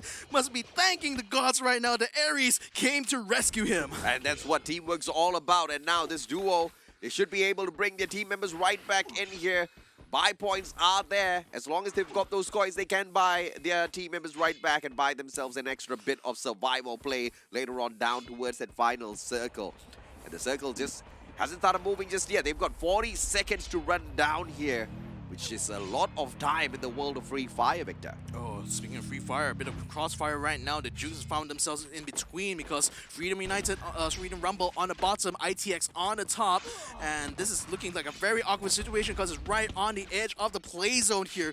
Jukes Appleway trying to hold his own in the tower while fire is just happening right below him. Yanel already made his way up to the front here, but his main focus is going to be FRU. The thing is, he takes out Upnoy just in time, so he takes over position on the high ground here, trying to spot where the rest of Freedom Rumble is in order to try to take on the attack. Pablo now trying to spot Coco, tries to make some shots. Yanel as well, trying his very best to keep them suppressed and at a distance right now. But Danny's taking a lot of shots there. Yanel taking, and a knockdown to Coco there. This could be crucial because now it's going to give the man advantage to ITX. That Danny from the back, he was about to save Coco, and as a Tactical Index put the final bullet in the coffin for Coco, Danny backed away. Lucky he didn't get spotted out. The blue zone's going to force both of them towards the next circle.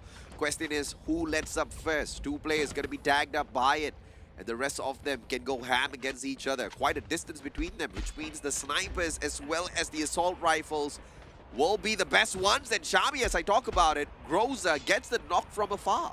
Yeah, but the thing about the circle is that ITX is literally on the edge there, so even the next one shrinks. It's mostly FRU that's actually left out on the open there without much cover. So this is actually looking like a worse proposition as far as the fight is concerned for FRU.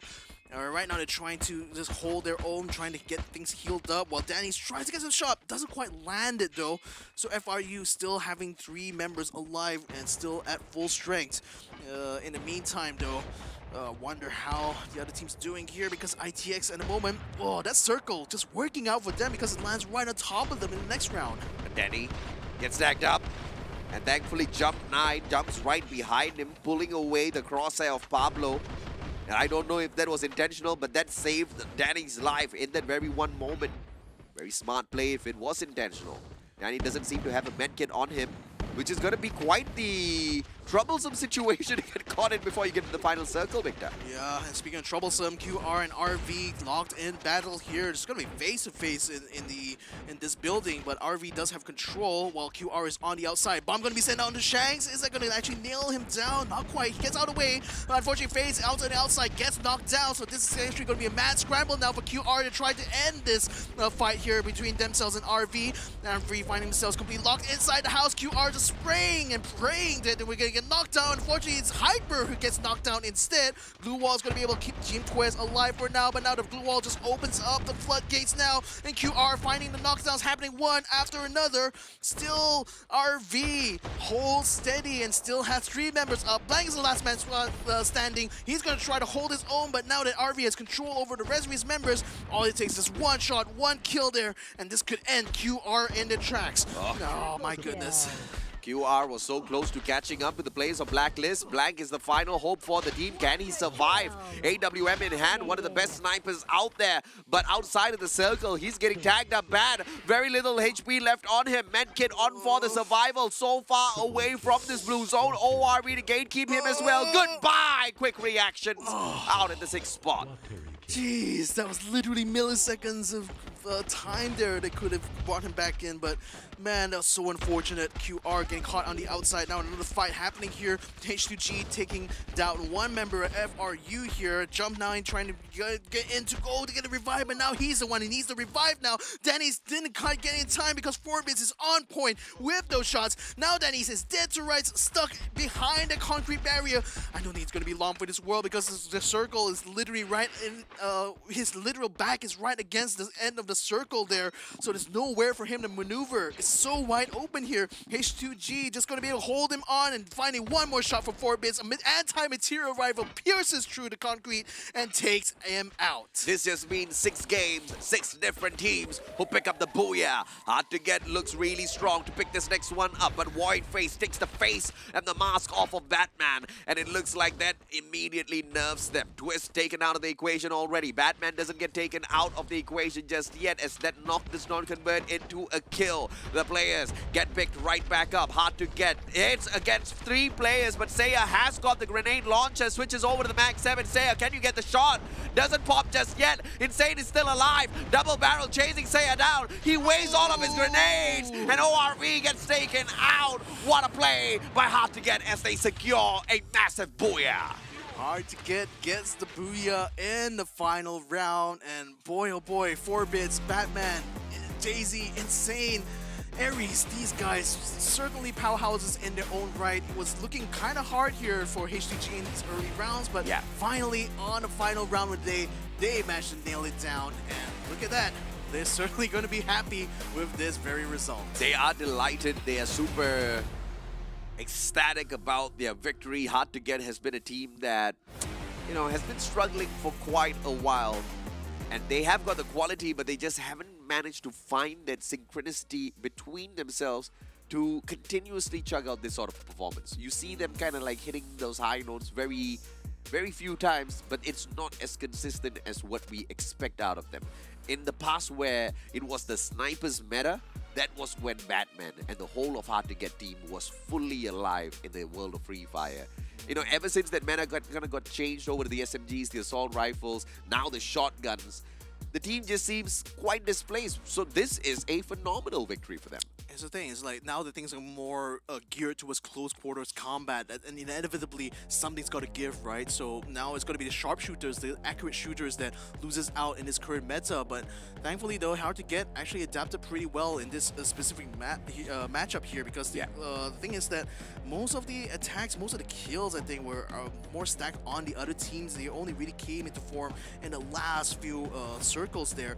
I mean, Freedom Rumble, you know, really got themselves caught out in a bad way here, and 4-bit's very, very crucial in allowing them to nail down those kills. And Voidface as well had an anti-material rifle, but look at that. He was probably the first one to get knocked down, so that prevented Seiya and Godrose from having the support of that sniper rifle, and that was crucial because that allowed H2G to basically storm them, and I don't think they really had anything good as far as close quarters combat was concerned. Seiya does have the Max 7, but Insane was a little bit faster on that trigger finger, so that allowed H2G just win out those battles. It was really unfortunate because Voidface, he started off that whole fight very well because the first guy that he knocked down was Batman, and Batman's the guy that engages those long distance fights, right? So it was a good player to knock down, but the finisher just wasn't there. He exposes himself, he himself gets taken down, and now the long-range capability of the team is taken out of the equation already. Way too easy for Hard to Get. ORE Tyrants got close, but nowhere close to the players of Hard to Get. And Hard to Get finishes this off in 28. I just am shocked that Quick Reactions didn't take full advantage of the early elimination of Blacklist. Yeah, I mean, again, Blacklist only managed to net 3 points total in this round, but also conversely, I'm very surprised that NC didn't really make much of a splash in this round as well. Only managed 8 points in total. Yeah. So very disappointing for some of these teams here, but for Hard to Get, I mean, finally they're getting themselves up there somewhat. A little bit late into the party, but nevertheless 28 points is a very, very healthy amount of points to have on the standings at this point. And Ilusuego's down at the bottom. Unfortunately, no points alongside K9 Meta.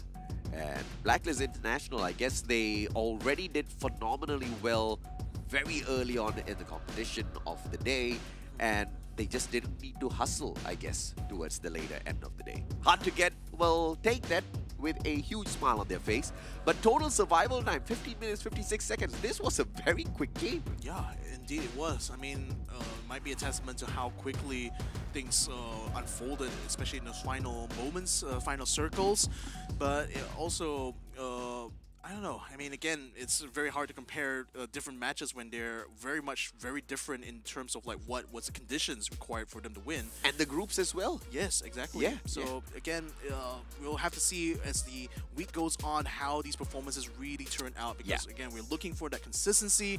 We're looking for teams that are able to put in good performances day after day. So while we are seeing some teams dominate day number 1, they may not be the same teams dominating day 2, because things can very much change, especially with teams had the time to kind of recuperate, to re-examine what exactly went down during the specific matches, and actually try to optimize and improve upon whatever weaknesses they identified in day number 1. I resonate with that. I also resonate with another point whereby as the days go on, teams are going to start finding their rhythm.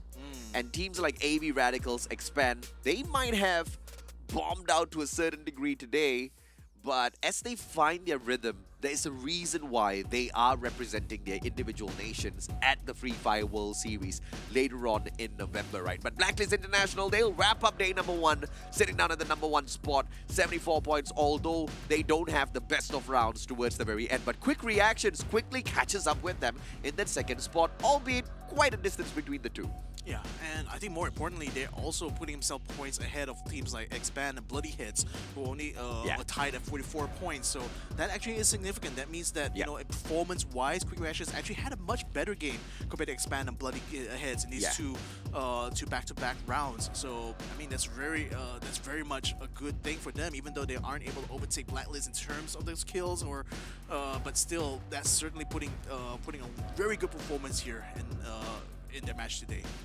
And if you look lower down the leaderboard, you can see Bloody Heads in the 6th spot.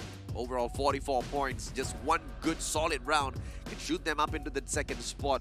So apart from Blacklist, pretty much everywhere else on the leaderboard, one good game can shoot you up quite a number of positions. AV Radicals isn't in a tough spot. They just need one solid match and one decent game to get right back into the frame of chasing for the number 1 spot, right? So overall, the teams on the left-hand side of the leaderboard are all right, but on the right-hand side of the leaderboard, you might be worried, but I'll say don't worry, because we did have 2 groups play 4 games and 2 groups play only 2 games for themselves. And a majority of the teams that played 2 games are on the right-hand side of the leaderboard. They don't have a lot of points to their side, but that's exactly what day 2, 3, and 4 is for. Yeah, exactly. And I would also want to point out that, while the gap to Blacklist is quite far, if you look at the midfield, actually, it's what, 31 points, 30 points, 27 points, 26 points. Actually, it's quite close. Yes. So I think that there's still plenty to play for, even if you're not, fighting for that top spot. And remember, because you still get prize money even if you finish 10th place. So it's still a lot. There's still money on the line for these guys here. So given that how competitive things are in that midfield here, I think that's going to shape up.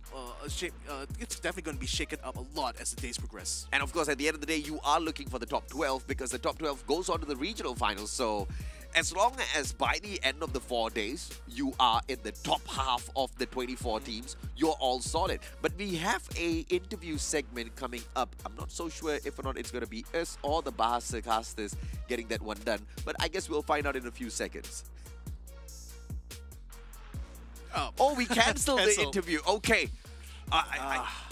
I guess that's about it. So we don't have an interview. A little unfortunate, but it's all right. It's all right. Hopefully we get to catch the players tomorrow. Yeah, we'll definitely be able to catch them again tomorrow, as you guys do as well at home. We didn't forget that you guys have been joining us on this journey all day long here, and hopefully you'll be able to join us even more, because there's still more Free Fire action to go on for the rest of the week. We'll be back again tomorrow to see more matches here between these 4 groups, and those 4 groups will still play on tomorrow, day after, and day after. So yeah, make sure you guys stay tuned for that. And of course, ladies and gentlemen, boys and girls, if you enjoyed the broadcast throughout the whole day, it's all possible because of Snapdragon Elite Gaming, as well as Monster Energy and Kachi Shop. Snapdragon Elite Gaming, when winning matters, you want to pick it up. And Monster Energy, man, I mean, when it truly matters for yourself, you want to unleash the beast within you. Yes, indeed. And finally, if you are running low on your credits inside your favorite mobile games or even PC games as well, why don't you go and check out Kachi Shop, because they do offer plenty of deals and discounts, importantly, that will allow you to get the most value out of your top-ups there. So check it out, www.kachishop.com/my. Let's take a look at tomorrow's schedule so you know roughly what you can anticipate. Today was a day of Bermuda and Kalahari. Tomorrow will be a day of Bermuda and Kalahari as well. Yeah, but a bit of a mix-up as well, because we're going to start off with teams Group A and D this time around, not A and B. So it's going to be quite the mix-up around as we finally get to see how the D group actually fares against the A group in the first couple of matches tomorrow. Then A versus C is going to be the next one to come up, and B versus D right after that. So yeah, again, we're just giving these different groups opportunities to face off against each other here, so that by the time we get to the last day here, we'll have a very clear image of who really is the top team in the Snapdragon Pro Series. Absolutely. So tomorrow, by the end of the day, the overall leaderboard will be a little bit more fair in terms of the distribution of points. And like you said, we get to see exactly who are truly dominating the competition, as they would have all played the exact same number of matches in the exact same 2 maps. We also get to see exactly who dominates Bermuda and Kalahari tomorrow. Exactly. So on that note, ladies and gentlemen, this has been an incredible journey so far, the first of many days here in Free Fire for the Snapdragon Pro Series. I'd like to thank especially all of you who have been joining us from the start to the finish of this stream. Thank you so much for tagging along for this journey. My name is Victor Cax. Joining me here is AJ Mustachio. We'll be back again tomorrow, so hopefully you guys see you then. And until then, good night and good luck.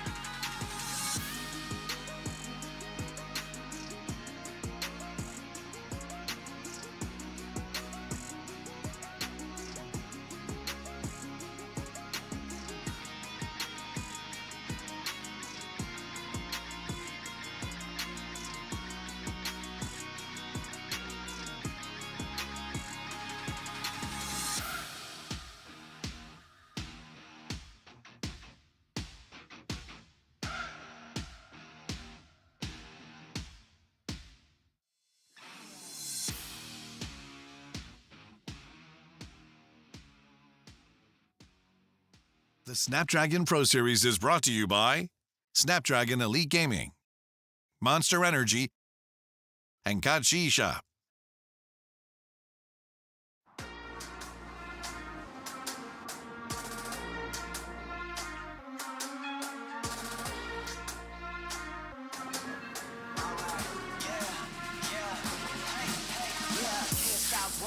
Going till a player on top know it. Rooftop, penthouse suite. If you really want it, gotta own it. Fight through it, we was at the lowest. Blood, sweat, tears, the components. Riding all year, now's the moment. We are not friends, we are opponents. Yeah, I'm coming for mine. Yeah, I'm making a play, the game on the line. Yeah, I've been on the grind. Yeah, I jump in the spot, I made it my time. Yeah, look in the sky. Yeah, the stars align, no shade to shine.